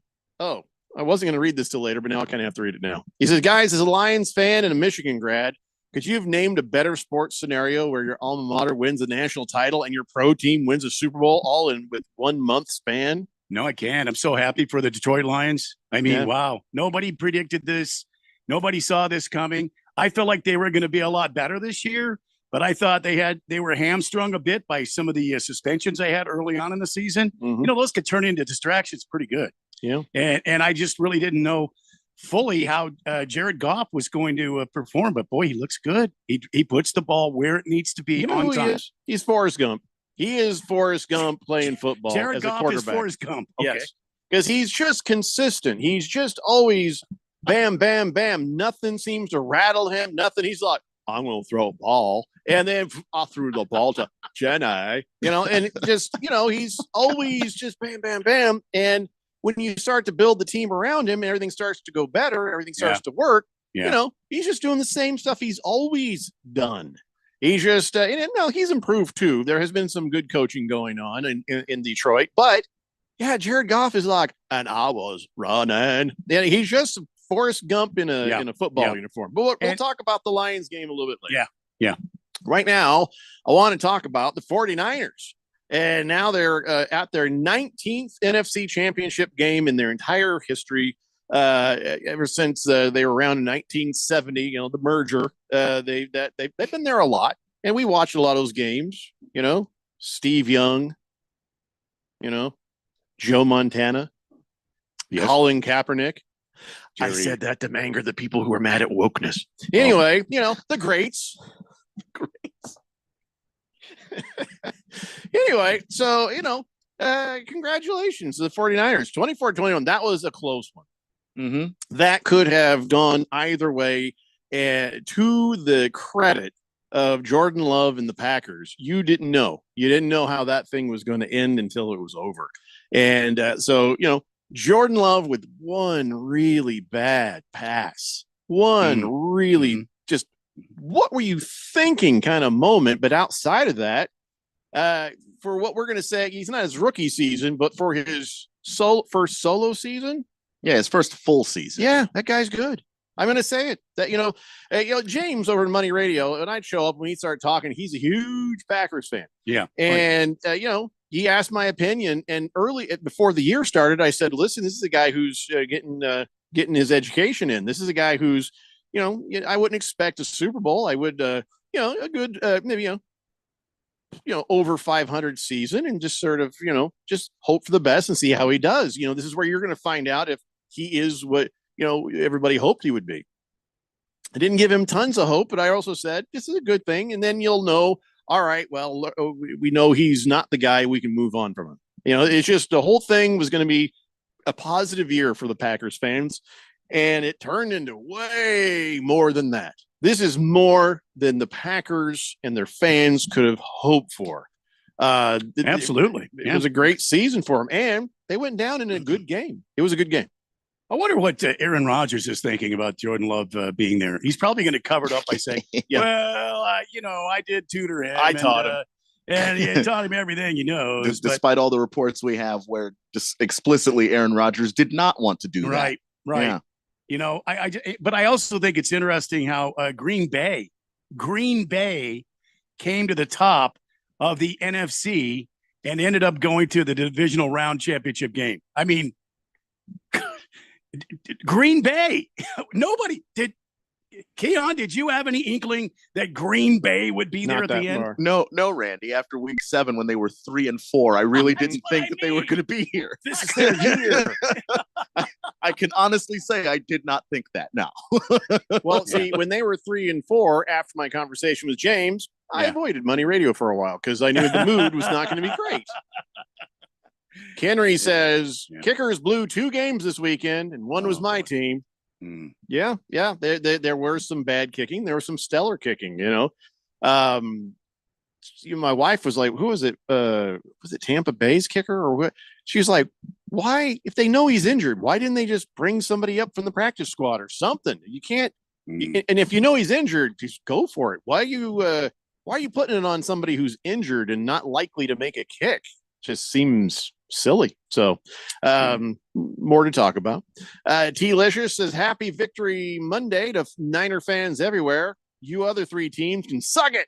Sorry, Lions fan, your miracle ends on Sunday. Oh, here they come. The 49er fans have been quiet for a minute. Yeah. Because they weren't.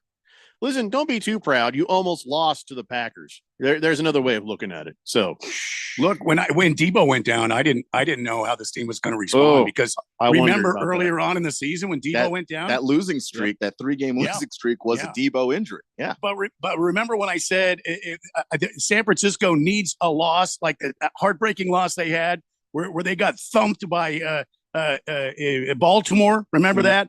And I said, this is going to be great for them because this is going to, really strengthen their mettle and their courage. It did. And look what happened. Yeah. They were able to keep on keeping on even when Deebo Samuel had to go back to the locker room. And you saw him come through that door with no pads on whatsoever. You're like, oh, no. Yeah.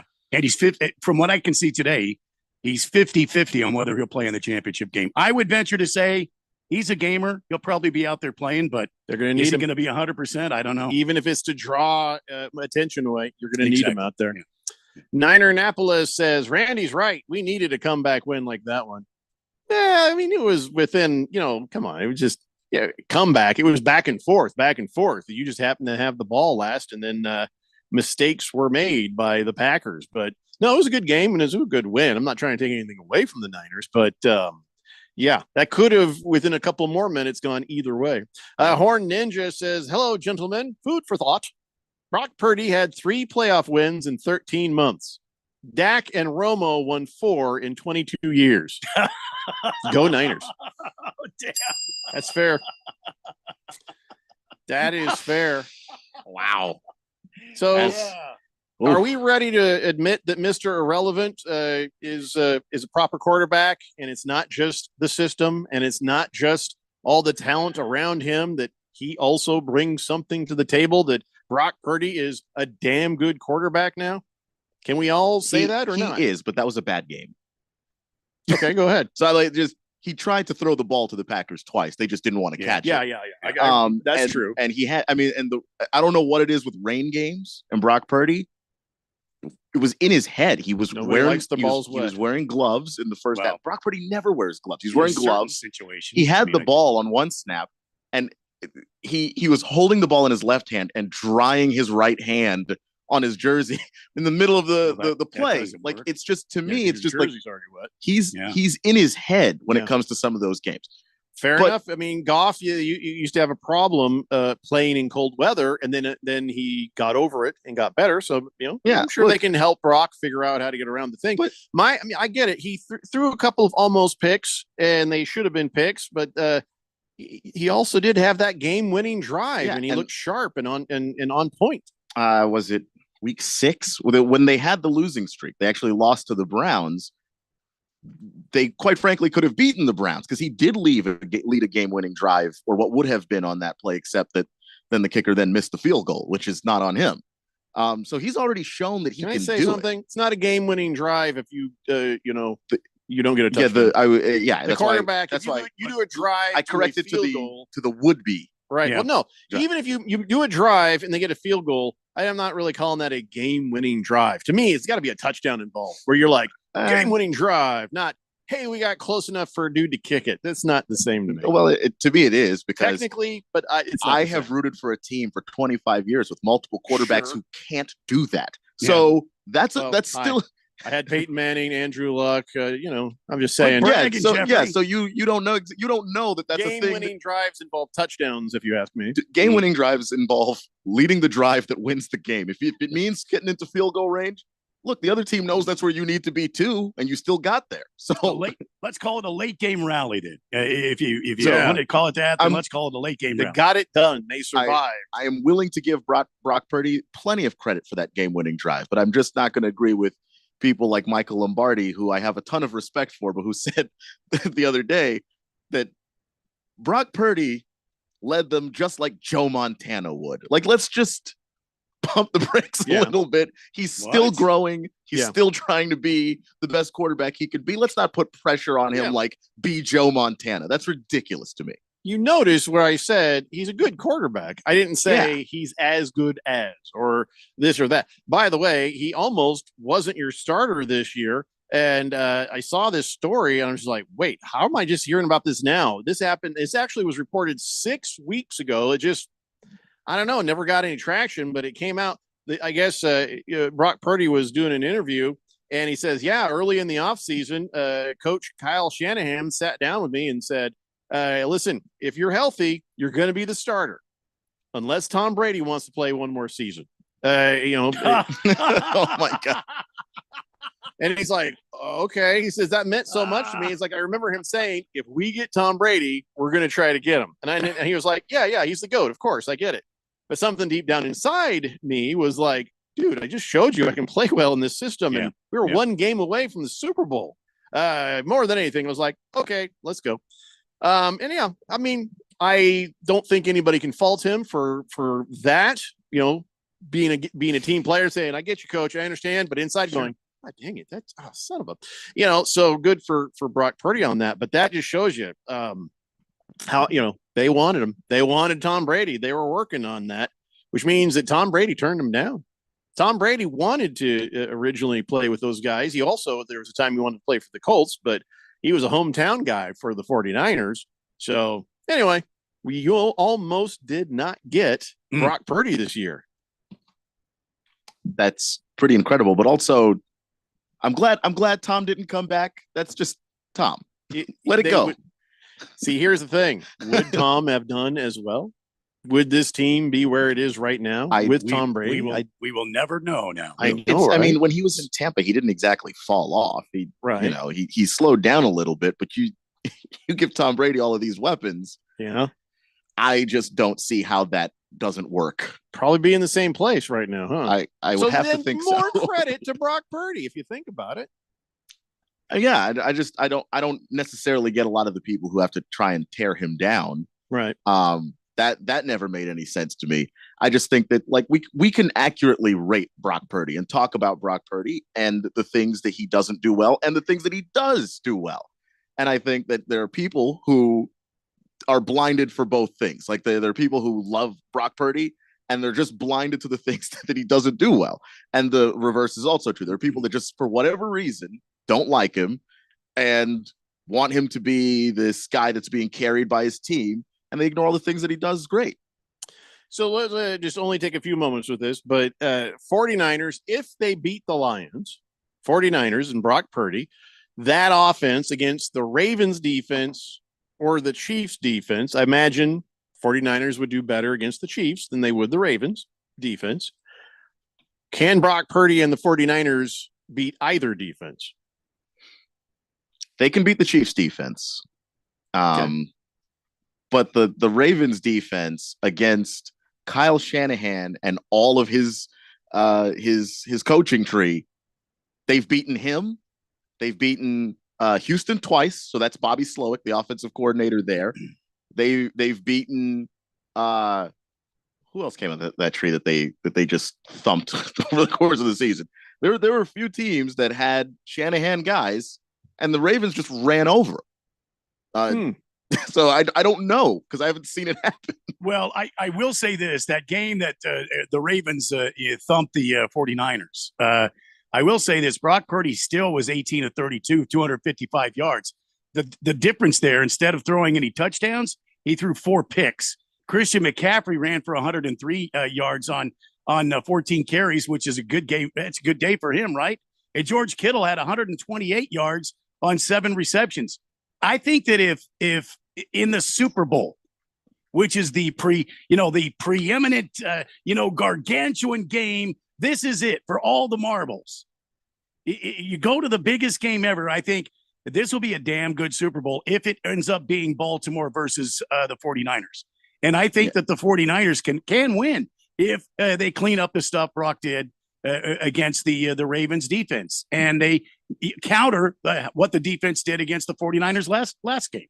Too early. We probably shouldn't even be supposing on this just yet. But something to think about. The Dolphins were the other team I was thinking of. Mike McDaniel also was a Shanahan guy. Just crushed them. Yeah, well, that's true. T-Licious says, trust me, I know, Jeffrey. I was antsy as hell on Saturday. We don't win games like that under Shanahan. I'm just glad we got that crappy game out of the way. Horn Ninja says, DeMeco Ryans head coach of the Texans and Mike McDaniel head coach of Miami. Yes, that's what he was trying to say. Oh, they are the coaches Shanahan of those teams. guys. Yeah. Mm-hmm. So that's what he said. I thought it was going somewhere too. I think I was trying to remember that. He was just throwing that in there. Yeah. Appreciate Bob Shrursky says, hey, greeting, Blender Buds. Thank you, Jeffrey, and all is good. Oh, yeah, he was just trying to help him get his jersey for when he won a week in our picks thing. Good. All right. 602 Pats fan says, someone at work told me the Bills are the Cowboys of the AFC. Is that accurate? No. It's starting to look like it. No, starting to look like that. Doesn't feel like that. I mean, the Bills have been winning playoff games. It's just they run into Patrick Mahomes and can't beat him. That's different. That's very different. Yeah. Or Dallas just runs into anybody and loses. Dallas will have a home game and just fall to pieces. Yeah, that's a good point. Random Texter says, did you guys see the meme out there that said if Detroit Lions make it to the Super Bowl, Barry Sanders should be signed to a one-day contract, be put in there for one play just so they can get a ring? Do you agree with that or no? No. They should give him a ring anyway. I wouldn't mind it. They don't need the one-day contract for that. No. Barry, this is what we're giving this to you for all of the years of your illustrious career we wasted by not giving you an offensive line. You put him in there for the victory formation. Why not? I don't mind it. Against the spread says, I told you guys Friday, Green Bay plus 10 was a great value in the smart pick. I thought the money line would hit too, but sometimes you just have to be happy covering the spread as a dog. I got the spread pick. That was nice. Appreciate that. Well done against the spread. Donnie says, I can't wait for that glorified physical education teacher to lose and get embarrassed by Shanahan this weekend. Is that what you just called Dan Campbell? I told my wife that I did say, Dan Campbell, if you put a cowboy hat on him, he could play like a cow guy, like an old cowpoke in some movie or something. But glorified physical ed teacher, you should look up the history of him playing the game. He's a tough dude. And also, if you can glorify PE teacher your way to an NFC title game, what's your excuse? What's the Vikings? That man won your division is about to represent your conference in the NFC title game.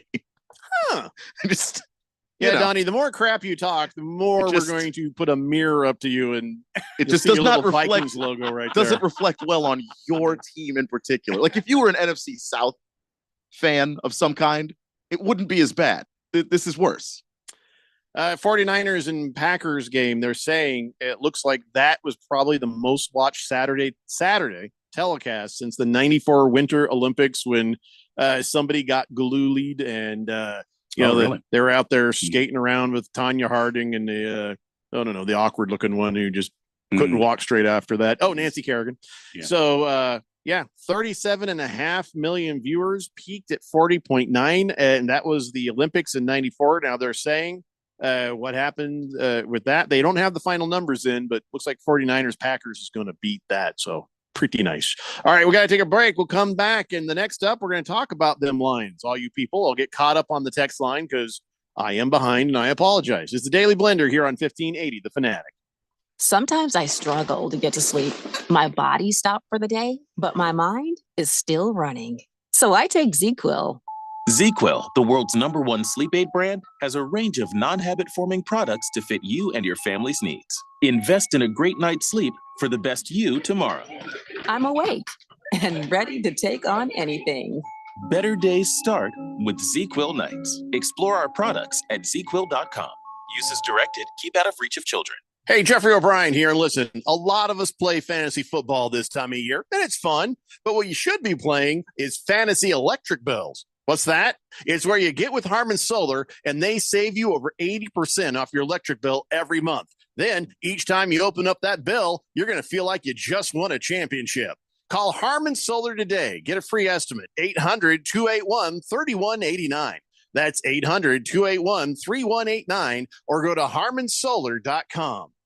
When it comes to covering the high school sports scene in Arizona, AZ Preps 365 has all the answers. Every Saturday morning from 8 until 10, they break down games, interview the newsmakers, talk with coaches from around the state, and stay up to date with what's happening with prep athletes and breaking news from the Arizona prep scene. It's AZ Preps 365, 8 till 10 Saturday mornings on 1580 and 99.3 The Fanatic, and always on at 1580thefanatic.com. What's that sound? That's the sound of Downy Unstoppable scent beads going into your washing machine and giving your clothes freshness that lasts all day long. There it is again. It's like music to your ears, or more like music to your nose. That freshness is irresistible. Let's get a Downy Unstoppables bottle shake. And now a sniff solo. Nice. Get 6 times longer lasting freshness plus odor protection with Downy Unstoppables in-wash scent beads. So what did the doctor say? He said I might need surgery. Wow, it's that serious. Well, we won't know for sure until I talk with the surgeon, but I'm lost. This is all new to me. The decision to have surgery isn't easy, but neither is living with pain. There is an alternative to surgery. At the Naturopathic Physicians Group in Scottsdale, our doctors are experts in full spectrum care using a natural approach and can restore pain-free joint function so you can avoid surgery. Patients come in for a variety of issues, including joint pain, chronic conditions, and issues specific to men's and women's health. We also help restore balance in immune, digestive, and hormone systems, which often improves both immediate physical symptoms and also improves cognition and emotional stability. So when traditional medicine suggests you need surgery, how about taking another approach? Call Naturopathic Physicians Group at 480-451-6161. That's 480-451-6161. Or go to naturopathicgroup.com. 1580 The Fanatic and at 1580thefanatic.com. Your home for sports.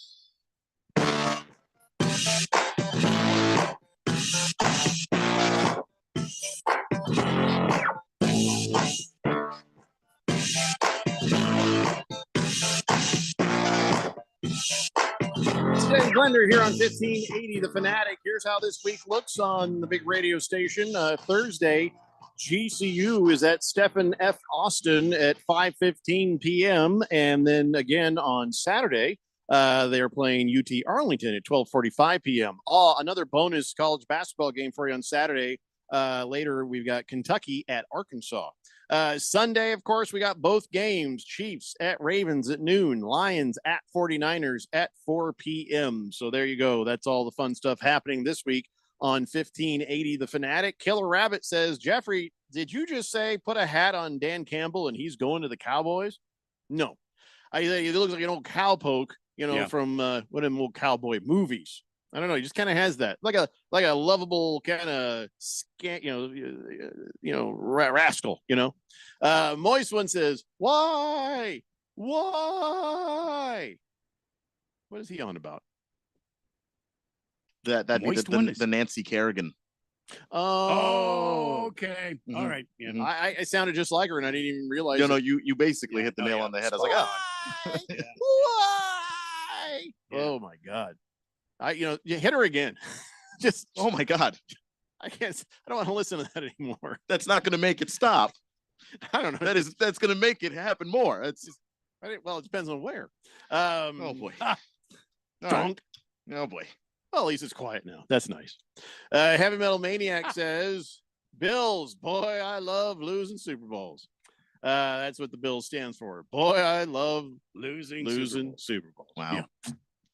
Yeah. Let's see here. Big George says, it's pretty sad when a Minnesota Viking comes around here and fans are jealous of the Detroit Lions being in the NFC Championship game.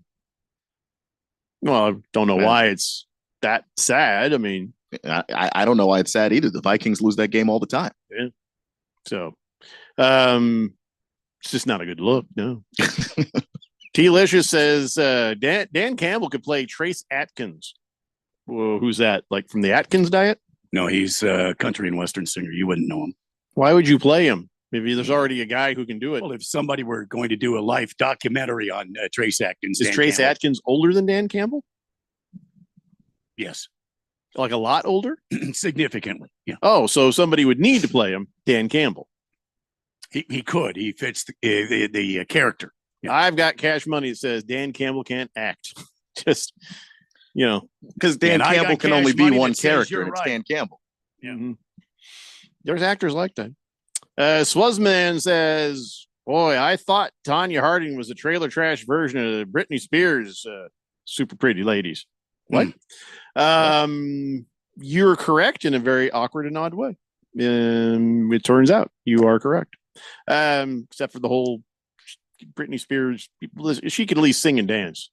Tanya Harding, I don't know. Against the spread says Detroit at San Francisco opened up -7 for the Niners. If it jumps to +7.5 for Detroit, I'm a buyer. If Debo's a no-go, the spread should be San Francisco at -4. You might be able to get some free points if you jump on the line early this week. Good advice from Against the Spread. I'm working on it. Go ahead. I won't call on you. I won't call on you for a couple minutes. I know you need to concentrate. Booger Wolf. Am I still reading his stuff? I don't know. Lamar Jackson and Jared Goff seem not so bright. Kind of dumb, like Gronkowski or Gervonta Davis. Go Niners, he says. Moist One says, must be a replay because I saw Stephen F. Austin last night.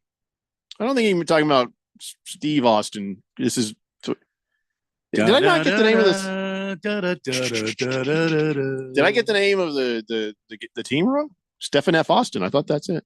I mean, now it's pronounced Stephen, but but it's got the PH, Stephen. so that's why I didn't bother to say anything. Can we all agree? I know what you mean.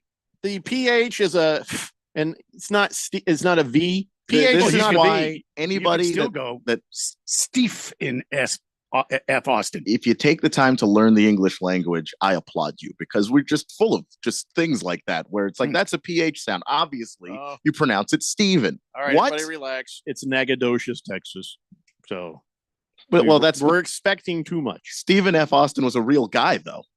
I know, but put the V in there. If it's Stephen, if there's a PH, he predates the existence of Texas, so you can't even blame Nacogdoches, Texas. I blame Stephen F. Mrs. Austin. We've got some talking to. I'm angry. So, probably no longer with us, so I guess I'm just shouting into the nothing. Oh, look, it's Pierre, our Frenchman from Canada, says. I'm currently smoking a cigar and I'm drinking some cognac. Yes, outrageous. I appreciate your insightful analysis of the American football and the figure skating. This show is like CBS Sports. I feel like there's some sarcasm involved because I think you're right. Yeah. It's that French sarcasm. We're poo-poo Americans. I learned so much from you. You have no idea. How not to do a show is one of them. I'm going to do my own show when I get back to French Canada. Thanks, Pierre. Pierre, I wish I was with you, enjoying that cognac and smoking that big heater. Nice. Last Optimist says, I am too old to go clumbing. Just like Tanya Harding. There you go. T-Licious says, Debo will be playing. He ain't missing his opportunity to get to Vegas. Swazman says, Steve Austin, the Bionic Man. That was Lee Majors, the actor. We already did that. Yeah, we did that. Quiet Cannon says, Chiefs advantage was the running game. Yeah, Pacheco keeps running angry. And even when you like, oh, look, he stopped. No, he's not. He's not. Boy, he does not get taken down very easily, does he?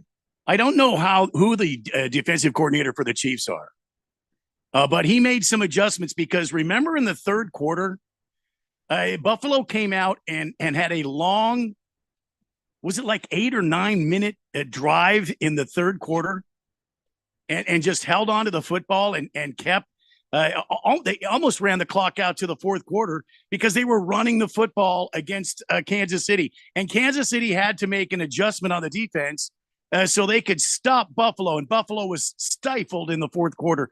They could not move the football like they did in the third quarter.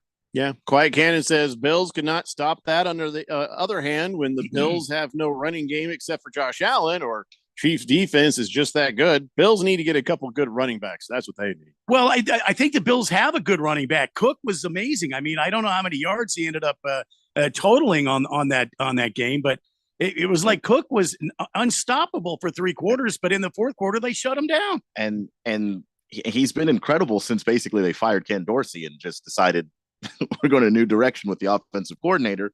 And they actually started giving Cook the ball. That was one of the things that actually helped take some pressure off of Josh Allen. Yeah, but it's just when you have a defensive line like the Chiefs have, like the interior line of that defense is insane.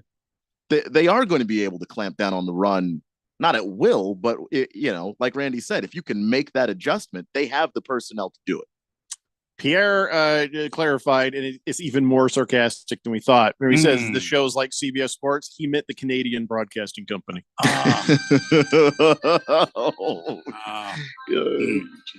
He also says, Mr. White, I would love to drink some brandy and smoke a cigar with you. Next time you're in Quebec, look for me. I will, Pierre. I will. I will let you know that I'm on my way across the border. Take a grown-up. Just going to say. I'm taking the weather jet. Dr. Roadmap says, Jeffrey, you're right about the Niner fans. I was the only Packer fan at a bar filled with 49er fans. Had to keep my mouth shut for fear of getting kicked to the curb there. Yeah. You don't, it's just smart. That's just smart, Dr. Roadmap. Why look for the trouble? You know what I'm saying? Why look for the trouble? Let me get caught up more here. The Tom says, Speaking of jobs, I want that Cowboys job. I don't know if Tom has the coach. I think he means the coaching job. The coach job or the Trace Atkin lookalike job? Because he's talked a lot of Cowboys today. No, he says, more I lose, the more job security I have if I take that job. Oh, so he is talking about the Dallas Cowboys then. Yeah, but they're just not extending old forced sandwich eating sumbitch, but they're not extending him, but they're not firing him. And this is the way Jerry Jones did it to the Clapper, like a couple of different contracts in a row. He was just like, well, at the last year of the contract, we're not signing you until after that. So Jerry Jones is like, woo-ha! People play it harder, they do better when they don't know for sure if they got job security. I think a lot of people resent that, but all right. Cards Chappie says, so which fix is in? The Taylor Swift Super Bowl or the Harbaugh double title?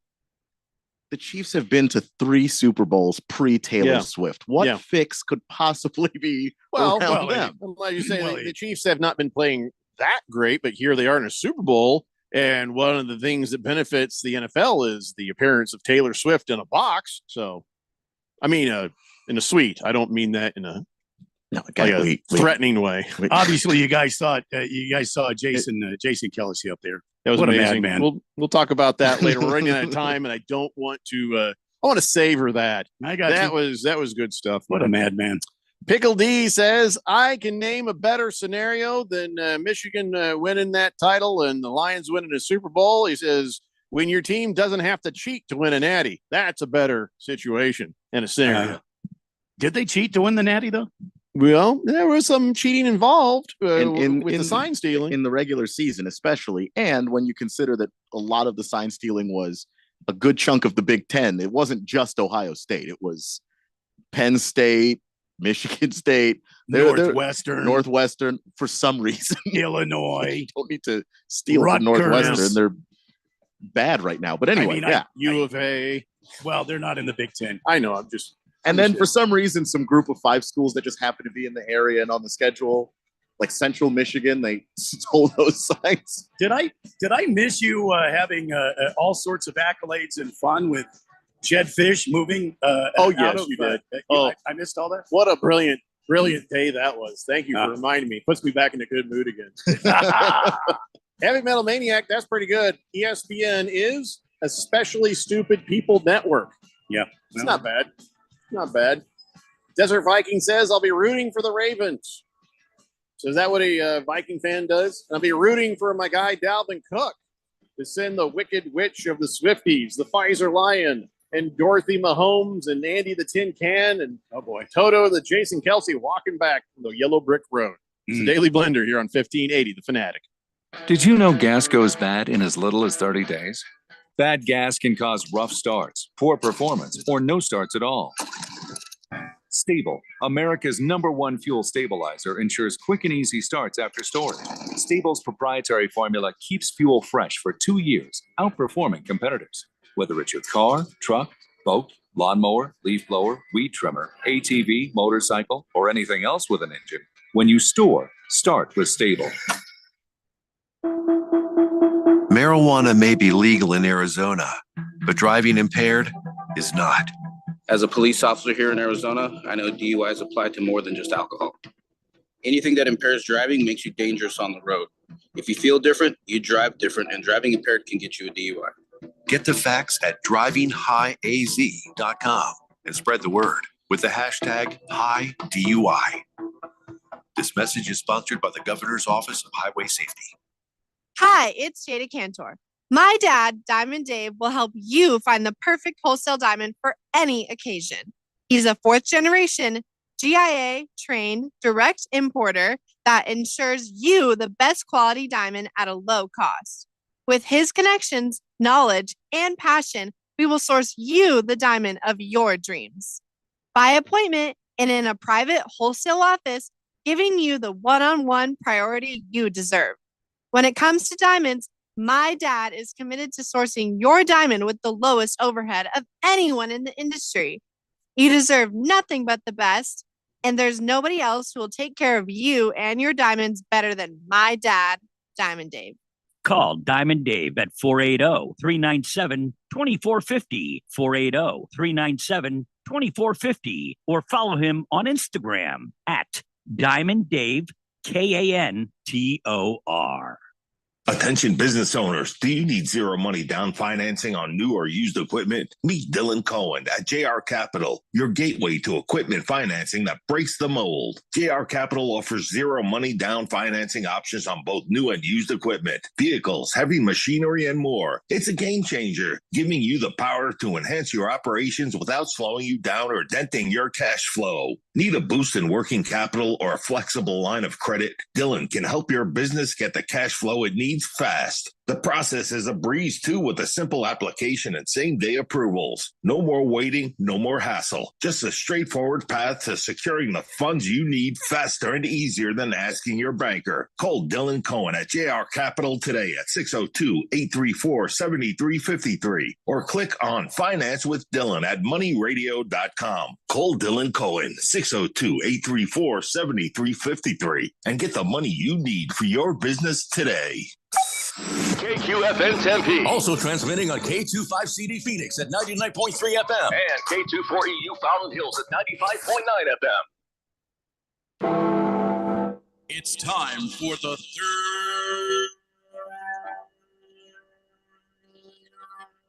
hour. All right, people, settle down because it's time. For what? Showtime. When does it start? Right now. 3, 2, 1. Let's get on with the show. Let's do it.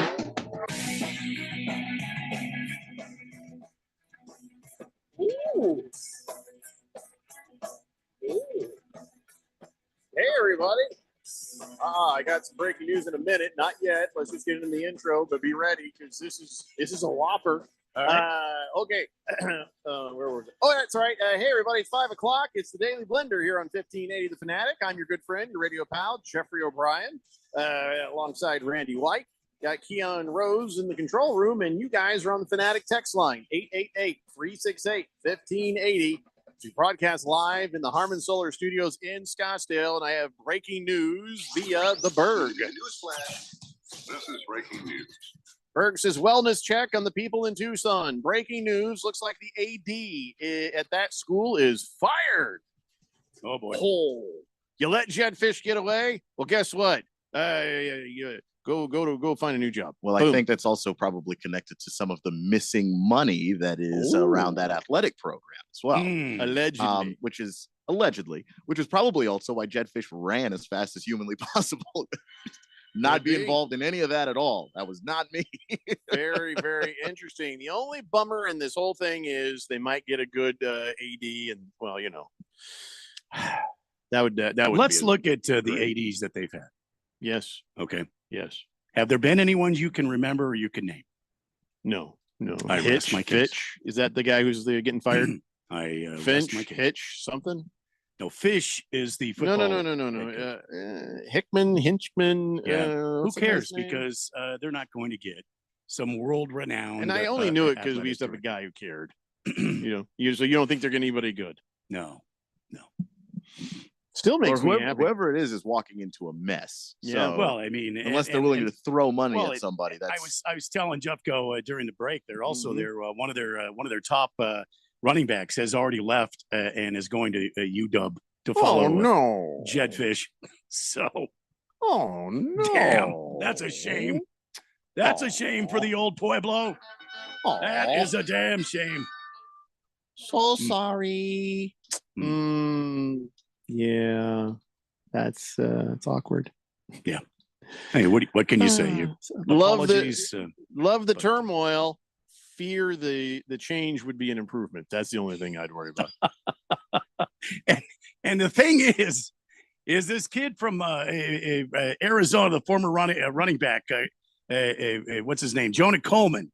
Mm-hmm. When he shows up at Washington Husky Stadium, he live streams him walking in. Oof. Oh, I mean, it's like, how much more can you say? I'm so glad to be out of Tucson. Right. I mean, bear down. I'm out. Bear down on this, Jack. Berg says, made a so day a good day with that news. Nice. Oh, there's one little piece of bad news. Noah is staying. Okay. He's staying with you, Arizona. Well, the week is young, George. Yeah. You know, and I think a spider just bit me on my little thing. The dominoes have only begun to fall at U of A. Sorry. A little distracted. What's the matter? I think I just got bit by a spider. Why? Well, I'm standing here and all of a sudden I got a bite on my. How do you feel, Jeffrey? Do you feel like you could climb that wall behind you? Yeah.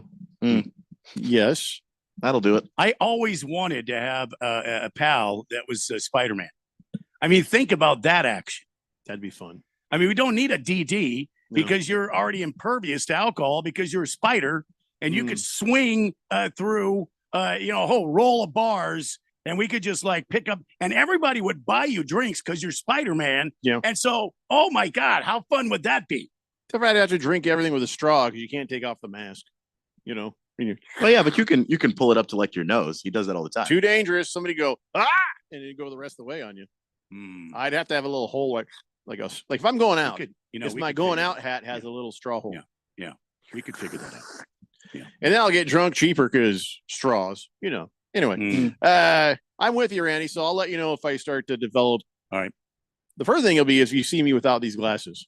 That'll be a hint that I've just turned into Spider-Man. Not only that, if you wake up in the middle of the night and you're on the ceiling and you're sleeping on the ceiling, you see what I'm saying? Sure. I mean, you've got like a couple of moments where you're like, am I Spider-Man or am I possessed? You know? No. Are there Catholic priests down there? Dominus Flabiscus, Chef Boyardi, Davioli, and they're trying to talk you off the ceiling, or are you Spider-Man? My advice to you is to tell Alex right now that you got bit by a spider. Okay. So if anything starts happening, you see what I'm saying? All right. It's a good thought. Yeah, I'll do that. Mr. Wilbur says, you guys don't wear jealousy very well, do you? Don't have to. U of A sucks now. Good luck. Well, what jealousy? You didn't accomplish anything while you had your coach. He true. Rebuilt the program, but he didn't actually get to do anything with it. He beat a football program that was downtrodden for the last couple of seasons, but because of cheating allegations and transfers. And congratulations! I mean, hey, here's to your rebuild. Against the spread says, rumor on the street is, I don't think you're even on a street. I don't think you heard that rumor on an actual street, but I'll let it slide. He says, rumor on the street is, if Kansas City wins the Super Bowl, Travis Kelce will propose to Taylor Swift. Oh, my God. I guess she's going to give that music BS up, stop touring, sell her cat, become a housewife, and make Travis and his shirtless, drunken, fat body brothers some chunky soup and sandwiches for life. You realize against the spread that when a woman does get married, she doesn't have to give up her career, and sandwiches are never a given. And just genuinely, when you're the billionaire, do you give up your career at all? Like, why would you do that? No, it's the other way around. He becomes the pool boy. You know what I'm saying? And listen, let's also understand something. I got married to a very beautiful woman, and I was like, hey, I'd love a sandwich. She's like, yeah, make me one while you're in there too. I'm like, okay. It ain't like it used to be, guys. It ain't like it used to be, Whopper says things that have never been said. About this. I'm on the Lions bandwagon. Those things have never been said. You're right. Actually, starting last year. Yeah, there was never a bandwagon to get on. You could wait. You could freeze to death waiting for it. It was a very empty bandwagon with just the guy driving the wagon. No, he's the wagon sitting there with two wheels off the back. It wasn't going anywhere. You could freeze to death if you're on the bandwagon in Detroit. It's pretty damn cold. That's true. Yeah. And also in Detroit, they'll steal the wheels off the wagon. Well, then it's not going anywhere. Well, yeah. Ham Sandwich says Michigan are quite the skilled cheaters. If they're able to pull off an undefeated season while cheating every single game, as everyone knew they were cheating. Ham Sandwich, just curious. It's your college football team. Yeah, Ham Sandwich. Who's your college football team? Just curious. Part of this is we just love saying ham sandwich. Yeah. Let's see. Last Optimist sent me something. I usually know it's going to be some sort of a picture when it says not provided. All right, let's see here. So I saw that. So where did that come from? Because he's got a picture of Jason Kelce standing there shirtless and screaming. And under it says, Ellie said, Dad's boobs are showing. Is that like a text that his actual wife sent him? No, he was up in the what do you call that? The skybox there, right? Up in the Taylor Swift Memorial skybox up there with the whole gang. And after Travis made his touchdown, Jason was hanging out of the skybox, drinking some sort of a beer and yelling at the top of his lungs, with nothing more than his. His pelt is showing his, grizzly bear pelt are on his chest showing. He's having a better time than anybody. Well, yeah. And then you saw him in the back on another shot of Mrs. Kelce. You saw another shot of him in the back. He still didn't have a shirt on. He's just sitting there drinking some more beer. He was having the time of his life there. Hefty Lefty says, I wouldn't trust that beanpole. Which beanpole? Taylor Swift, to make a sandwich that I would even want to eat. I trust Jason Kelce to make me a great sandwich, though. You're damn right. You're damn right. And he's gentleman enough to make the beanpole one, too. Absolutely. Heavy Metal Maniac says, that is sad that somebody would be jealous, of Travis Kelce. Who cares he's dating one of the hottest, richest women in the world, huh? I would, too, if I could. That guy who's complaining about her just doesn't have a girlfriend. Needs to go out and try to find himself one. There's a couple of guys in the media who talk a lot of stupid crap about it. Who cares? To me, you give me a compelling moment in that, then I'll talk about it. But we got used to seeing, like, every time Travis Kelce did something, there's Taylor Swift. There's Travis Kelce doing something, there's Taylor Swift. There's Travis Kelce failing at something, there's Taylor Swift frowning. It's just, we got used to it. Don't care.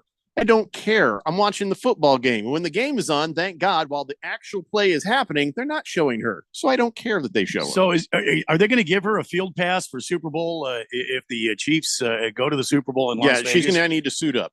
Are they going to have a field pass for her, and is she going to be on the field so that at the end of the game, if the Chiefs win, as everybody is saying that it's scripted that the Chiefs will win this year, right? If he will go in romantically into the he'll mount a beautiful horse, an Appaloosa, and he will ride in to the end zone, and there he will fall off the horse and right onto his knee, and then grab her finger. And as she screams and squeals in delight and sheer excitement, no, I don't think she farts. Pull my finger. No, I don't think. I think that's Travis if it's anybody. Oh, but anyway, I bet she does. He pulls out a rock and it puts it on her finger, and then she says yes.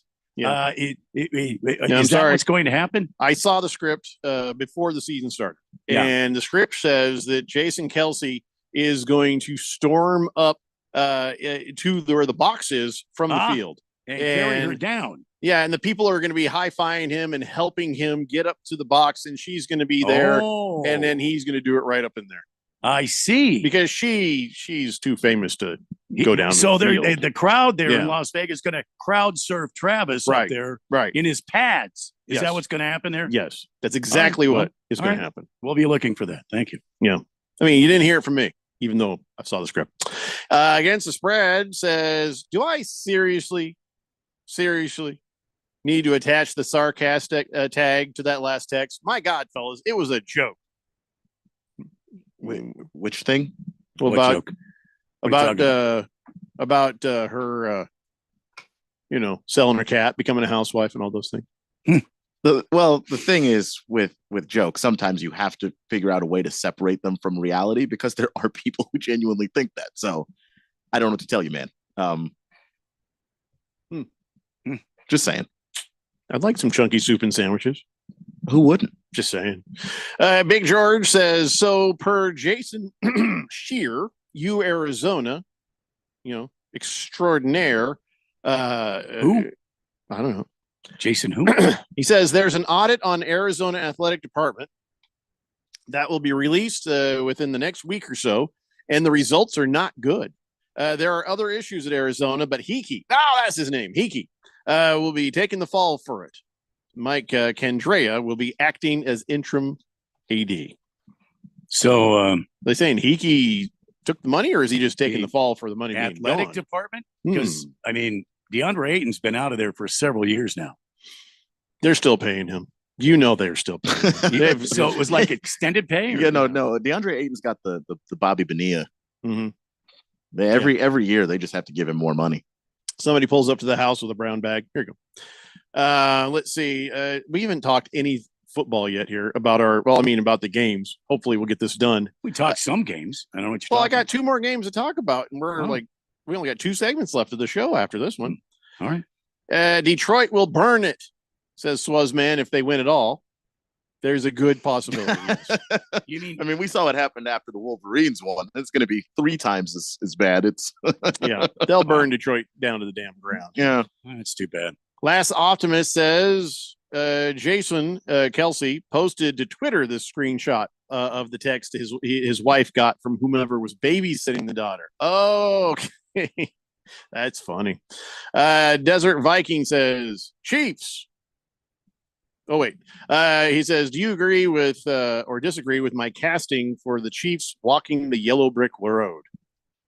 I don't think it's a real movie, but thank you. Moist One says, I trust Jason Kelce to give me a rug burn on my back. Niho says, I've yet to meet Randy, but it sure sounds like he's got a raging crush on Taylor Swift. I never got that sense. You have a raging crush? Niho, Ralph's friend. Do you have a raging crush? I think you have a You sure raging it's crush Ralph's on Miss friend, Kim. or is it Ralph?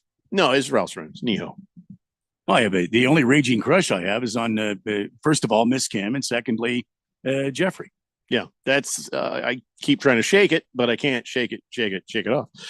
Pierre says, in fact, Taylor Swift will be in Japan. Oh, sorry. She will not be there. She'll be on her Eras tour during the Super Bowl. Taylor Swift will not be at the Super Bowl. Where's she Maybe going to she'll be? postpone it to Japan.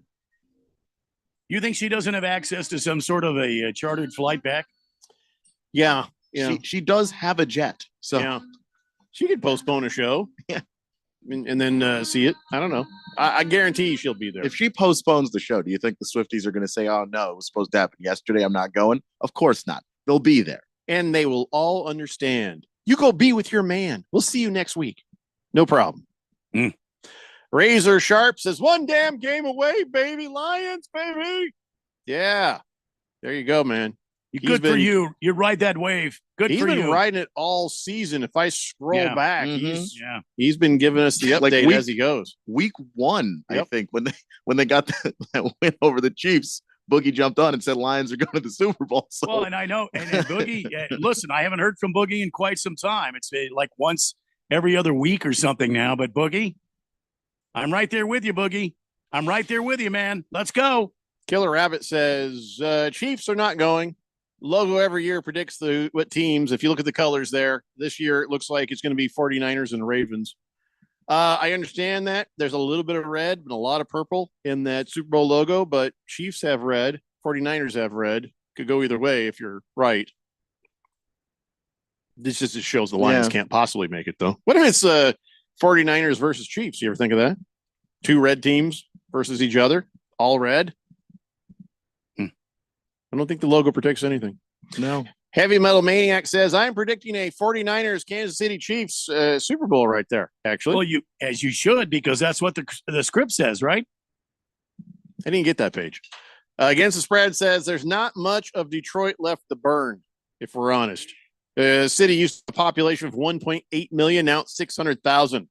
That is a 66% population decline. Sounds like you go squat in a house and nobody'd complain. You know, I'm pretty sure that already happens. Yeah. Whatever is empty and open, that's yours if you got some Kevlar. But no, Detroit has suburbs. That could be in danger. Just saying. I'd sure like to talk about the game, but now we're running up on a break. Pickle D says red and blue make purple. Just saying. Oh, touche, Pickle D. Touche. You know what? I'm just curious about something. You realize touche is French, right? It is. How does that directly translate to English? You know what I'm saying? I mean, we know what it means. You're sitting there with your little sword and touche. Or somebody makes a good point, and you're like, oh, good, burn, touche. So the direct translation of touche is touch. Yeah. It's it's a fencing term. Oh, that's right.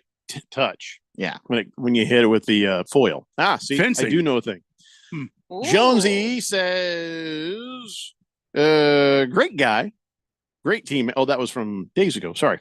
He says, if it's the Ravens and the 49ers in the Super Bowl, and I think it will be, it's becoming very suspect. Logo predicting the teams 3 years in a row. That is not a coincidence. It's just that we have competing conspiracy theories. We have the script writers wanting Taylor Swift and Travis Kelce in the Super Bowl.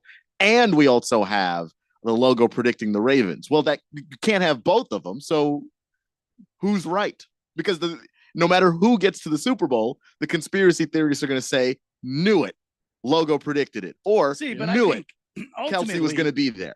I think ultimately Al Michaels is actually the what do you call him? The superior king at Dungeons and Dragons. What do you call him? The Grand Master. That's it. I think Al Michaels is easy with the Grandmaster stuff. Oh, he's the Dungeon is Master. That what it is? I think is Dungeon, what they call that. Is that what it is? Dungeon Master. He's the Dungeon Master of this whole NFL plot, and I think he's already written it. Chiefs and your conspiracy theory falls apart when they don't even let him call any of the playoff games. No, but that's all part of the rouge. Oh, I see. Which, if you look up in French, is actually red. Yeah, gotcha. Pierre says, Detroit, as a border city of Canada, is similar to Tijuana and Juarez in the United States. We are happy that the city is here to keep the scum out of our country and keep the gas prices lower. Did he just scum us? Yes. We just got scummed. Up yours, Pierre. You know what? You can have Detroit back. You have it back. We took that from you when there's a little dust up and we beat your asses back in the way back in the day. If you go back and look, you know what I'm saying? You just take Detroit back if you want. Back. Sure. Dr. Jones says everyone is predicting the Niners, but as a fan, the last game has me worried. Need a better game next time. Yes, you do. It should be a good one. Pickle D says if it's the Chiefs, they play the Lions. Red and blue make purple. If it's the Ravens, they play the Niners. Conspiracy hits on both sides. Yeah, there you go. That's the thing. Is it's all no matter what you do, you make it so you're always right. It's a longer stretch if you got to start mixing colors. You know, that's how conspiracy theories work, though. Is whatever stretch it takes to make sure that you're never wrong. Moisman says Taylor Swift has a song named Lavender Haze and an album named Red. Chiefs confirmed. Oh boy. That makes about as much sense as anybody else's conspiracy theories. Can we take a break and come back and actually talk about the damn games? Please. We still have the Lions and the Buccaneers to talk about and the Bills and the Chiefs. It's the Daily Blender here on 1580 The Fanatic. This is Brent Musburger's action update on 1580 and 99.3 The Fanatic. Free air-chilled boneless chicken breasts and 4 juicy boneless pork chops with your order. omahasteaks.com/vsin. Now, here are the latest lines from my guys in the desert. The NFL down to its final 4 for Super Bowl 58, and the San Francisco 49ers, the number 1 seed in the NFC, is the betting favorite to take home the Vince Lombardi Trophy. The Niners sitting at plus 145. They are in their 7th NFC title game since 2011. The Baltimore Ravens, the number 1 seed in the AFC, plus 190 to capture the Vince Lombardi Trophy in Las Vegas. The Kansas City Chiefs are the defending Super Bowl champions. They are plus 400 to repeat, while the Detroit Lions, who have never appeared in the Super Bowl, plus 700 to win it all. I'm Tony Desiri with your VSiN Action Update on 1580 and 99.3 The Fanatic. Hey, Jeffrey O'Brien here. And listen, Phoenix has had over 53 days of 110 degree plus this summer. This last July alone, we had 30 consecutive days of 110 plus. And this summer heat might just be the new normal for summers here in Arizona. What you need to do is call Harmon Solar today. Harmon Solar could save you over 80% off your electric bills. They're a locally owned, family-owned company. Call Harmon Solar for a free estimate. 800-281-3189. That's 800-281-3189, or go to harmonsolar.com. Wesley Financial Group is not a law firm. This story is called The Ugly Truth About Timeshare. If you think you've done your family a favor by buying a timeshare, you need my help. Hello, I'm Chuck McDowell, founder of Wesley Financial Group. 10 years ago, I started helping folks cancel their timeshare. And in the process, started what's now called the timeshare cancellation industry. The ugly truth is when you buy a timeshare, you can't tell me how much it's going to cost or when it's going to end. I recently helped a couple that had their maintenance fees go from $800 to $3,200 a year. They also received a $4,000 assessment for a hurricane that was over 1,000 miles away. Sound crazy? The crazy thing is this never ends. Call my office now. If we take you as a client, I guarantee we'll cancel your timeshare or you'll pay nothing. Call for your free information kit. Call 800-462-3333. That's 800-462-3333. 800-462-3333. Attention business owners, do you need zero money down financing on new or used equipment? Meet Dylan Cohen at JR Capital, your gateway to equipment financing that breaks the mold. JR Capital offers zero money down financing options on both new and used equipment, vehicles, heavy machinery, and more. It's a game changer, giving you the power to enhance your operations without slowing you down or denting your cash flow. Need a boost in working capital or a flexible line of credit? Dylan can help your business get the cash flow it needs fast. The process is a breeze too with a simple application and same-day approvals. No more waiting, no more hassle. Just a straightforward path to securing the funds you need faster and easier than asking your banker. Call Dylan Cohen at JR Capital today at 602-834-7353 or click on Finance with Dylan at moneyradio.com. Call Dylan Cohen 602-834-7353 and get the money you need for your business today. What's up, everybody? Nick Costos here, host of You Better You Bet, reminding you to check out the show. Now, why should you check out You Better You Bet? Because we bring you the most fun. We bring you the most insightful, the most entertaining show in the wagertainment world. From up-to-the-minute breakdowns of backdoor covers, bad beats, and the cheers and tears that come alongside them. Plus, you'll get the best betting analysis anywhere from myself, Ken Barkley, and some of the best minds in the sports wagering world. So tune in weekdays, noon to 3 on Arizona sports betting station, 1580 and 99.3, The Fanatic.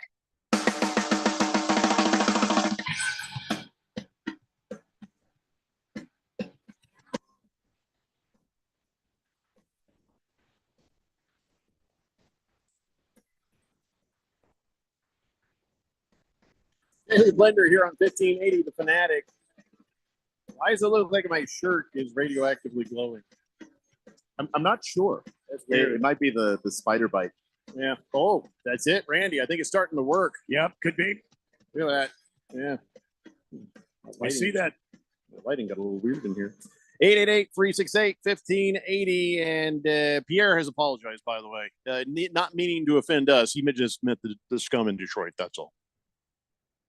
All right. It's just, take that under advisement. Detroit is our problem city, and we can make fun of Detroit. Yeah. Yeah, still, here's what he said. I don't know what the translation is. He says, I did not mean to offend you. I did not know you're from Detroit. No, I'm not from Detroit, although the owner of this radio station is. He said, it used to be a great city, but now what do you Americans say? It is an a-hole. But he didn't say a-hole. He said the actual thing. I'm like, I've never heard a city called an a-hole before. Me neither. I'm trying to think of any other time. I've heard cities called many things. That's we might add that to the vocabulary. If you had to characterize a city as an a-hole, yeah,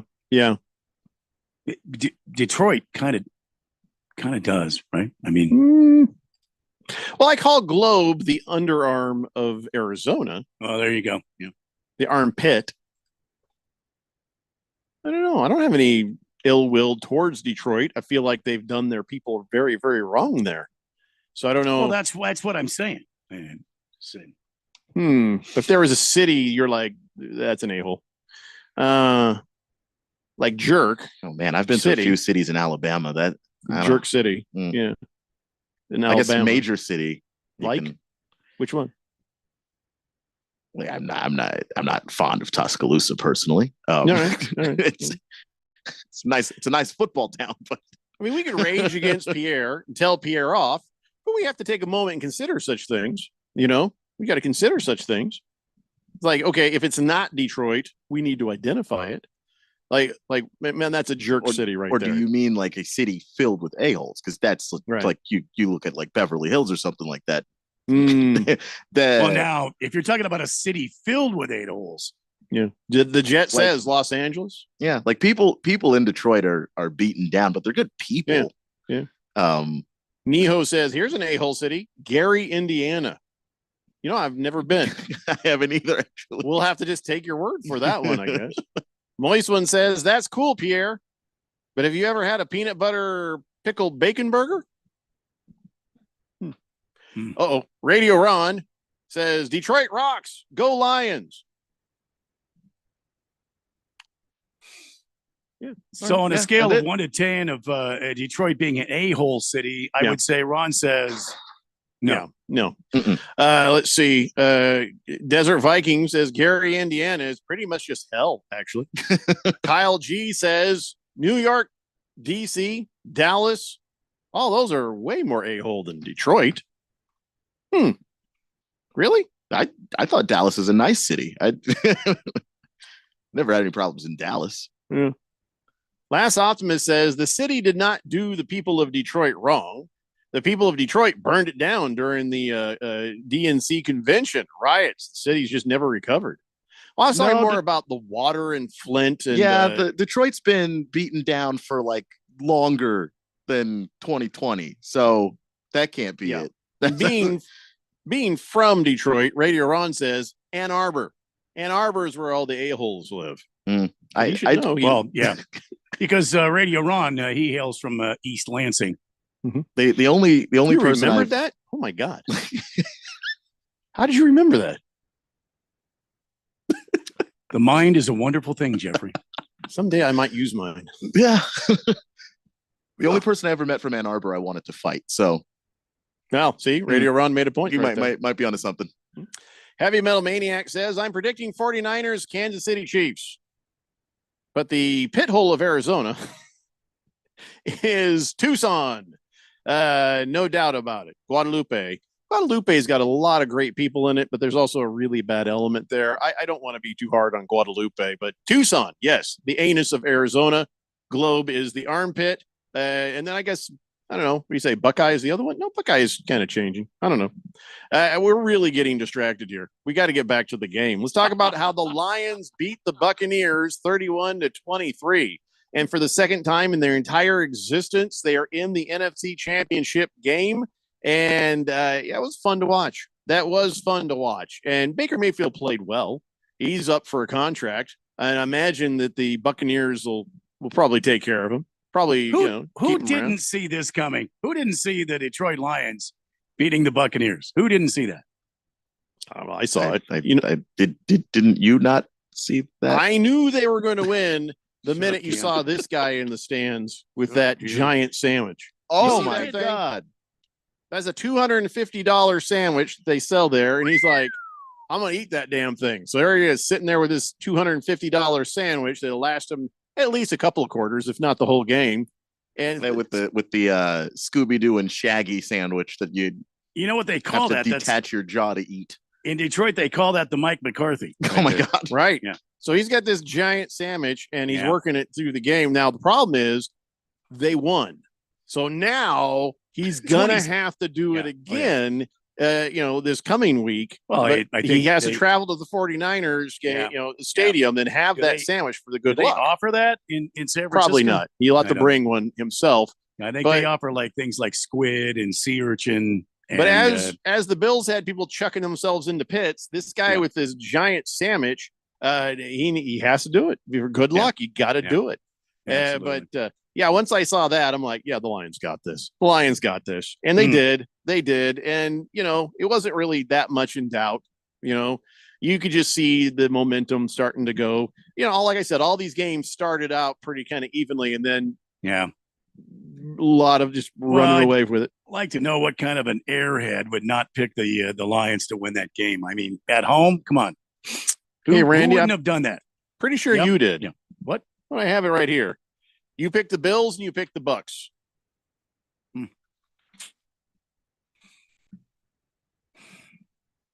So that kind of airhead, I guess. So, but the Buccaneers, hold on a second. Why did you pick the Buccaneers? I get the Bills, but why the Buccaneers?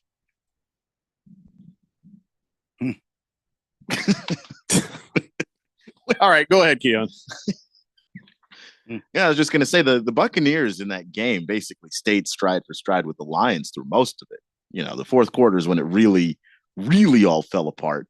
And I don't know, like I want to give Todd Bowles a lot of credit for the way that team responded to every Detroit drive. They didn't lose focus. They didn't, the pressure of the playoffs, when you see it happen to certain teams, you saw it happen to Houston, for instance, where they started to fall behind and things started to get a little worse. And then they just kind of spiraled out of control while they opened up the playbook and tried to run everything. They just trick plays, just started pulling that out. The Buccaneers stayed focused. They stayed locked in. They just weren't the better team that day. But Todd Bowles had his guys ready to play. Yeah, they were ready to play, but the Lions were even more ready to play. I mean, Jahmyr Gibbs, the huge game, Sam Laporta. Amon-Ra, St. Brown, those guys all showed up ready to go. And, they were unstoppable. And it was a fun game. That was a fun game to watch. Yes. Yes, it was. And anyway, so Radio Ron says he's turning in over to Money Radio now, Randy. You've aggravated him. You aggravate him because you picked the Buccaneers over his Lions. Haven't you learned anything since the whole Michigan State debacle? Apparently not. And I will take full responsibility for my pick. Of course, now, Randy, now that Radio Ron has moved over to listening to Money Radio, we can get away with more stuff. So thanks for that. Yeah. 888-368-1580. Is this cheating? I feel like, I don't know. Zach Ertz got the Cardinals to cut him loose earlier on because he wanted to sign with a contender. And now the Lions have signed, because it's not a trade, so there's no trade deadline issue. They've signed Zach Ertz to their roster. No, I don't think it's cheating. Do they need him? Because Sam Laporte is okay. He's okay, but he's not 100%. At least that's from what I've seen. Like one of the jokes that was going on Twitter was, man, the amount of painkillers in Sam Laporte's system right now has to be insane. Because he wasn't 100% all week. They were trying to limit his practice and all of that stuff. So the fact that he's out there and gritting it out is a testament to him and his toughness. But Zach Ertz is just some insurance. Like if Sam Laporta gets hurt again, that's going to be a much worse injury, and they're not going to have anybody back there. So he'll probably retire after this year, especially if he gets if he gets the ring. Yeah, just ride into the sunset, man. Go watch the wife not play soccer anymore. That's what you do right there. All right, we got we're early, so let me get caught up on the text line. We got one more game to talk about, but we'll talk about that in the last segment. Heavy Metal Maniac says, how about them Phoenix Suns? They're playing good. When you got all the guys healthy, it's a nice thing to see. It's coming together. We did talk about that in the first hour. Seems to be coming together, but there are still some deficits that needs to be taken care of at the trade deadline if possible. Desert Viking says, the whole damn screen moved.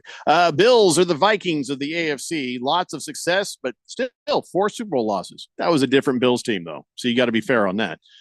Crazy dedicated fans and nothing to celebrate besides being miserable.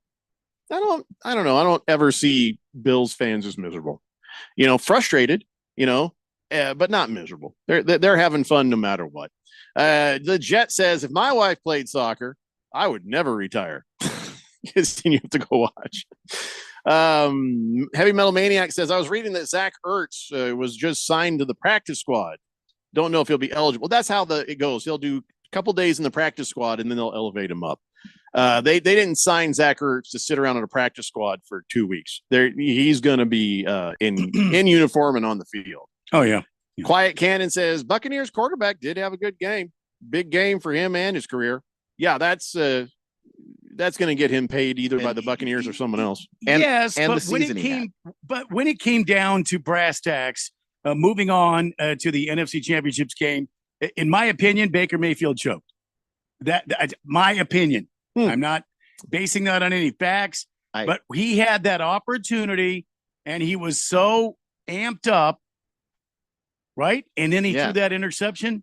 Yeah, but I just Jordan Love, and we gave him some flowers. Well, I think one is Jordan Love, one is Baker Mayfield, Heisman winner, been in the league, drafted first overall by the Browns, has had opportunities throughout the league for several years. Jordan Love has been sitting behind Aaron Rodgers. Drafted first overall by the Packers, sitting around waiting. He's been waiting, though, behind Aaron Rodgers. The bottom line is, I think Baker just, I'll be honest with you, I think he just kind of choked. I think the moment was too big for him. But that, I think that's a little bit to be expected. Your future's not certain. You're not guaranteed anything, and you're trying to resurrect your career. You've got a lot to prove. There's a lot of pressure there. I also think that Baker is, ironically, one of the system guys that people accuse Brock Purdy of being, where if Baker's in a system that can take some of the pressure off of him, that's better for him. And quite frankly, they just weren't able to run the ball against the Detroit Lions. That run defense is very good. Rachaad White tried his best, 55 yards, just wasn't enough that day. Yeah. They needed more out of the run game because Baker is excellent off of play action. Yeah, they lost that as a team. It wasn't just Baker Mayfield, They lost that as a team. And also, coaching. Moisman brings up a good point. Why didn't Todd Bowles call that last time out? That could have been a fireable offense because I'm sure a lot of Bucks players are pretty upset. Yeah, well, this is the thing with Todd Bowles is like he largely did a great job in that game. But the clock management stuff, man, like that will kill teams in high pressure situations. And yeah, Todd messed that up too. All right, we got to take a break. When we come back, we'll talk about the Chiefs and the Bills, and we'll wrap up this divisional playoff weekend conversation here on the Daily Blender on 1580 The Fanatic. As a mom, comforting my family is what I do best. Vicks Vapor Stick provides soothing, non-medicated Vicks vapors in an easy-to-apply stick, and it dries fast, so there's no mess. I use it to comfort myself and my family. Thanks, Mom. Vicks Vapo Stick, soothing comfort for the whole family. And when you need more comfort for yourself, try Vicks Vapo Shower for steamy Vicks vapors. Use as directed. Vapo Stick for use ages 4 and up. Vapo Shower use for adults only. All right, so there we were, cruising through the new open-air zoo when I realized that the park was closing in like 15 minutes. That's when the afternoon took an exciting turn. Luckily, we were in my Nissan Rogue. With its powerful DC turbo engine, well, we had more than enough time to see all the animals. Whoa! And outrun a few! Drive the Nissan Rogue. Now get the 2023 Nissan Rogue with best-in-class fuel economy among gas engines. Availability is limited. Shop at your local Nissan store or at nissanusa.com. Auto Pacific segmentation, excluding hybrids and electric vehicles.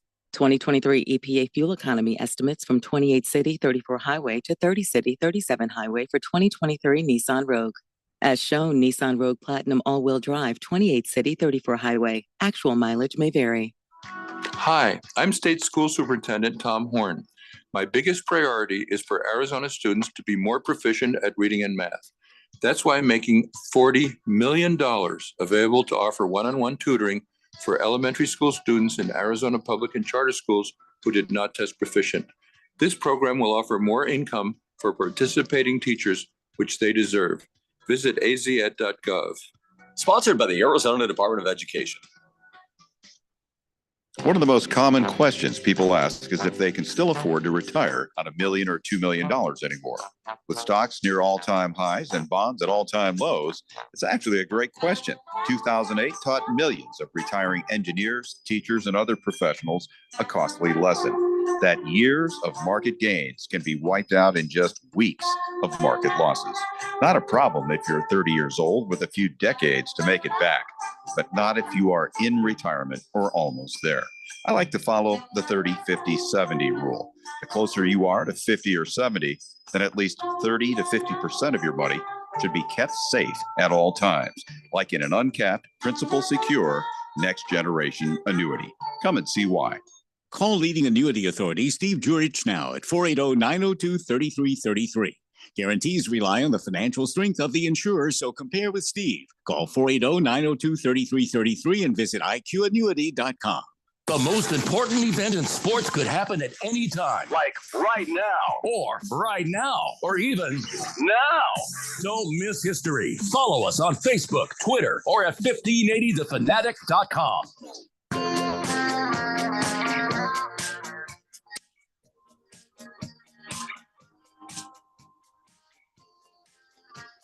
Daily Blender here on 1580 The Fanatic. Oof. I'm a little wobbly because I'm hungry. Just hit me. I had some Honey Nut Cheerios soup for lunch. Wait. Say it again. I had some Honey Nut Cheerios soup for lunch. How did you have Honey Nuts? What? Well, soup? I just had some cereal. But my wife looked at me funny, and I was like, "I'm having soup." There's nothing wrong with this. Don't judge me. I thought there was some sort of like a Campbell's Honey Nut Cheerios soup now. There is. You just, pour in some cereal and put the milk in there. And I'm with you. But it's cold. I think there's a name for soup that's cold. I forgot what it was. Gazpacho. Sure. Gazpacho Honey Nut Cheerios. So anyway, now I'm suffering the consequences of my actions because I'm like a little lightheaded and hungry as hell. I'm just Miss Kim, really she made Miss Kim had a decision this weekend at Sam's Club. We got some prime rib sliders. Oh, they're about that big, and we had some. Oh my God, they're so good. Had them on a wedge salad. Salad. Had that for. I had that for lunch. I had bacon and a prime rib slider and some red and yellow little bell peppers on like an iceberg wedge. Some of that, what do you call that? Blue cheese dressing. Yeah. Oh, yes. Well, anyways, I'm wobbly. Now you're making me even more wobbly. It's not helping. Sorry. Telling me all that. I thought it would help you. No. I mean, telling me about proxy. food I don't have right here and now. Sorry that ain't helping. All right, listen, I'm glad we've already talked about the whole thing, with the Travis Kelce and the Taylor Swift and the Jason Kelce. I'm glad because now that leaves us some time to talk about the actual game. Yes, we've talked about how Travis Kelce sent the heart hands over to the Taylor Swift in the suite. I mean, that was for his family and all that stuff. And everybody's like, that's so adorable. Okay, shut up. Okay, yes, Jason Kelce went up there and upstaged Taylor Swift, but I don't think she minded. And the other thing that's not being widely reported is he picked this little young girl up so she could see Taylor Swift and wave at her. And that was just sweet. That was nice. Jason Kelce, once again, at the end of a season with a beer in his hand, is the life of the party and a legend. Just a legend, like he gave that Super Bowl speech. Absolutely right. I want to talk about something, and you know what? I don't know. Maybe we shouldn't talk about this because we're running out of time, but I want to talk about the whole fumbling through the end zone thing. Now, the Chiefs ended up winning anyway. But when McCole Hardman fumbled the ball at the Bills' 1 yard line and it goes through the end zone out of bounds, boom, Bills got the ball back on the 20-yard line. A lot of people kind of hate that play. And that why is it that we do it that way? Why does that result in that? Who decided that was how that should go? And is there a better idea? Because they're going to get together and look at it. Enough people have complained about it. What is the better way to handle the fumble in the end zone in that circumstance? So you mean they're gonna put a premium on this rule rather than the overtime rule, where the Chiefs got the ball back a couple of years ago and beat the Bills in overtime, and the Bills never had another chance? I don't know what they're going to do, and you're distracted. You're killing our time here. That rule is different for the playoffs, though. But regardless, I don't know who created the rule. I don't know. What caused that to be there, but I do think the end zone is a different part of the field than the rest of the field. I personally like the rule. I think you should be punished for fumbling the football in the most important area on the field. Is there not a better way to do this? Maybe, but I don't mind you the rule. You like it as is. Yeah. Randy, do you think there's a better way to handle a fumble in the end zone rather than a touchback for the other team who maybe didn't even touch it or even cause it? I mean, it was caused by them on this one, but there's other times where a guy just goes, whoops. Yeah, just starts losing his grip before he gets in. And then by the time he gets in, the ball's going out the back of the end zone. No, I don't have a better rule. I feel like there should be, I don't know. If people are upset about it, what are you going to do about it? Protect the football in the most important area of the field. They said, how about treat it like an intentional grounding penalty with a loss of down? I mean, I guess, but this is fine. You should lose. If you fumble it out of the end zone, you should lose the ball.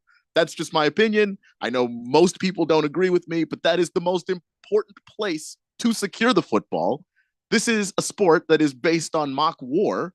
If you fumble on the 1 yard line, it goes out of bounds. You still get to keep the ball. Yeah. But if you fumble 12 inches more that direction, now you lose the ball completely and it goes to the 20. I think that's what kind of rubs people the wrong way. I guess, but the 1 yard line is still in that part of the field that you haven't scored yet. You haven't finished the job.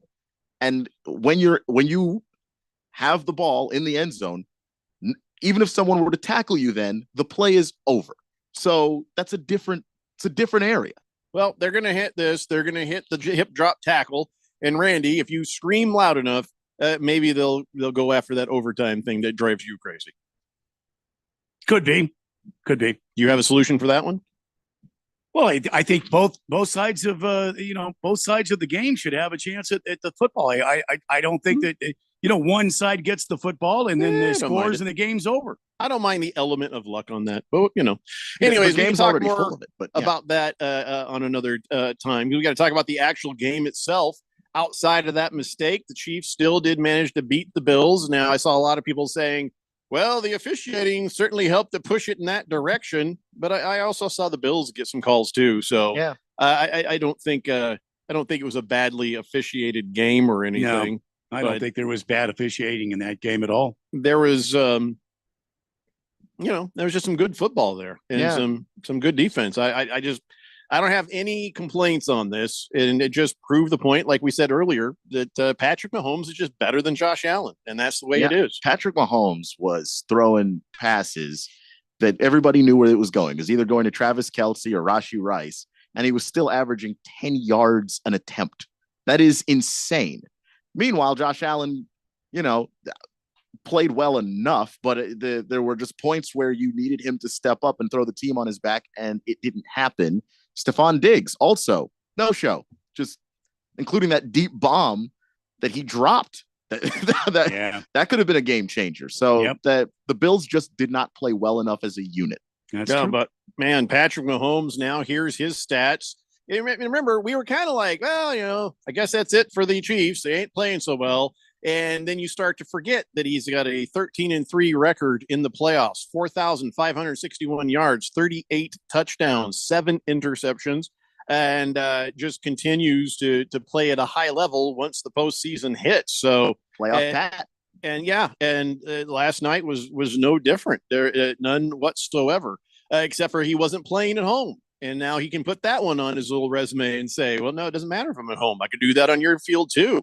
Although he was a little too cocky at the end of the game, trying to interact with the crowd. They got snowballs, buddy, and they were pelting him with them. They were hitting. I mean, you're lucky it wasn't like with bottle caps and crap in it. That's a fan base that's seen enough disappointment. They're not trying to hear your bleep right then and there. They're just not. They don't have the patience in that moment, and they are one of the more patient fan bases in football. Yeah, I just don't know that I would want to get hit by a snowball from anybody in Buffalo or Philadelphia. They'll put batteries on them. Philly is the place where you just there's a rock in there probably. But Sean McDermott, remember they did that fake punt, and all of a sudden it was like, what is DeMar Hamlin doing out there? Yeah. Oh my God. Oh, we need this turnover on downs like a heart attack, I guess, because all suddenly. Oh my God. Suddenly, here's DeMar Hamlin running down the. Wait, what is he doing? Nothing. Nothing. It was just they should have just gone for it rather than try to pull this fake punt. I don't blame DeMar Hamlin. He ran into a bunch of guys who were ready for it. So that's the end of that. But Sean McDermott says we wanted an element of surprise. Yeah, we're surprised you tried something so stupid. That was the surprise we got. And then you looked in your bag of plays, and that's the one that came out. Okay, all right. Poor DeMar Hamlin. he survived it, by the way. He's just fine. Unfortunately involved in one of the most miserable plays in the playoffs so far. What I really loved was at the end of everything, the Bills throwing their snowballs is one thing, but then they're like, well, we can get them another way. I guess Donovan Smith for the Chiefs says, yeah, I went in there and first oh my God, the hot water is, they tell you he was taking a shower and all of a sudden it was cold water. And then all of a sudden it was no water. Yep. Wow. The Bills shut off the hot water in the visiting locker rooms after the win. Oh, so they did what the Commanders did, but on purpose. Yep. They're like, oh no, sorry. We don't have any hot water. That's all right. We'll get it. No, we don't have any water. That's such a jerk move. It's a jerk move, but I actually appreciate the pettiness. I'm okay. Well, no, with this is a real rivalry that's starting to to grow here. Oh. So just don't feel any bad for the Chiefs there. Sorry. Here's some wet wipes. There you go. Enjoy. Baker's Cocky Hen says, yeah, that was DeMar Hamlin's victory lap for comeback player of the year right there. Moist One says, both teams get the ball in overtime now. Okay? In the playoffs. Gentlemen. In the playoffs. Bills are the Cowboys of the AFC, says Kyle G. Number one Rattlers fan says, so the two worst words that Bills Mafia can hear is wide right. Yeah. Oh, yeah. Well, the Bears had some time with the bad kick. Now the Bills get to have an offseason thinking about a bad kick. And the Packers have to think about it too, because before that drive where Jordan Love throws the interception, they missed the field goal. And Matt LaFleur came up in the broadcast, and I don't know why. He probably thought that was off the record, but it was not. They quoted him as saying whenever that kicker goes out to kick, he prays. So probably just destroyed his kicker's fragile psyche right there. Fish Tank, who is a Miami Dolphins fan, says nothing sweeter this weekend than looking at a sad Josh Allen and a Bills loss. All right. Liquid Courage says, we used to say about my hometown of Sioux City, Iowa, that it wasn't the a-hole of the world, but it was within farting distance. That is such a great tweet text. That is so good. Swazman says, Swami Randy, what is your prediction for this coming weekend? Niners or Ravens? We're not going to give you that right now, Swazman. Yeah, got to wait till later this week. We'll take care of that business on Friday. It's funny. We only have 2 games to talk about, and I bet we still run late on it. Of course. I mean, we ran late this last Friday, and it was 4 games. We barely made it to the end of this hour. And there's only 4 games. I don't have much hope for us Friday, but we'll try. We always do our best. Ladies and gentlemen, it's time now for On This Date in Big George's sports history. Back in the year 1951, Fidel Castro, at the age of 24, who had been a star pitcher at the University of Havana, reportedly turned down $5,000 bonus from the New York Giants to pursue a law degree. He pitched as a civilian to one batter only, a future major leaguer, Don Hoke, in a Cuban Winter League game. Castro, after that, well, you know the rest. You imagine that? What if he played baseball? Wow. Cuba would be a vacation spot for us right now. That would have been nice. Well, yeah, it was at one time, wasn't it? Yeah, before the whole communist thing. Well, yeah. Wait, we wouldn't have the Bay of Pigs? I still don't understand the Bay of Pigs. Yeah. Were there pigs involved? Yes. You really got to really think it through. Do not give pigs the nuclear codes. I'll explain it to you off air. We don't have time. All right. Yeah. It's a bizarre time in our nation's history. All right. Everybody have a great night. And we'll see you tomorrow at 3 p.m. It's the Daily Blender here on 1580, The Fanatic. Yeah, they could swim and they could shoot guns. I thought it was Pink Floyd. Hi, I'm Henry Winkler. My eyes are very important to me. My eyes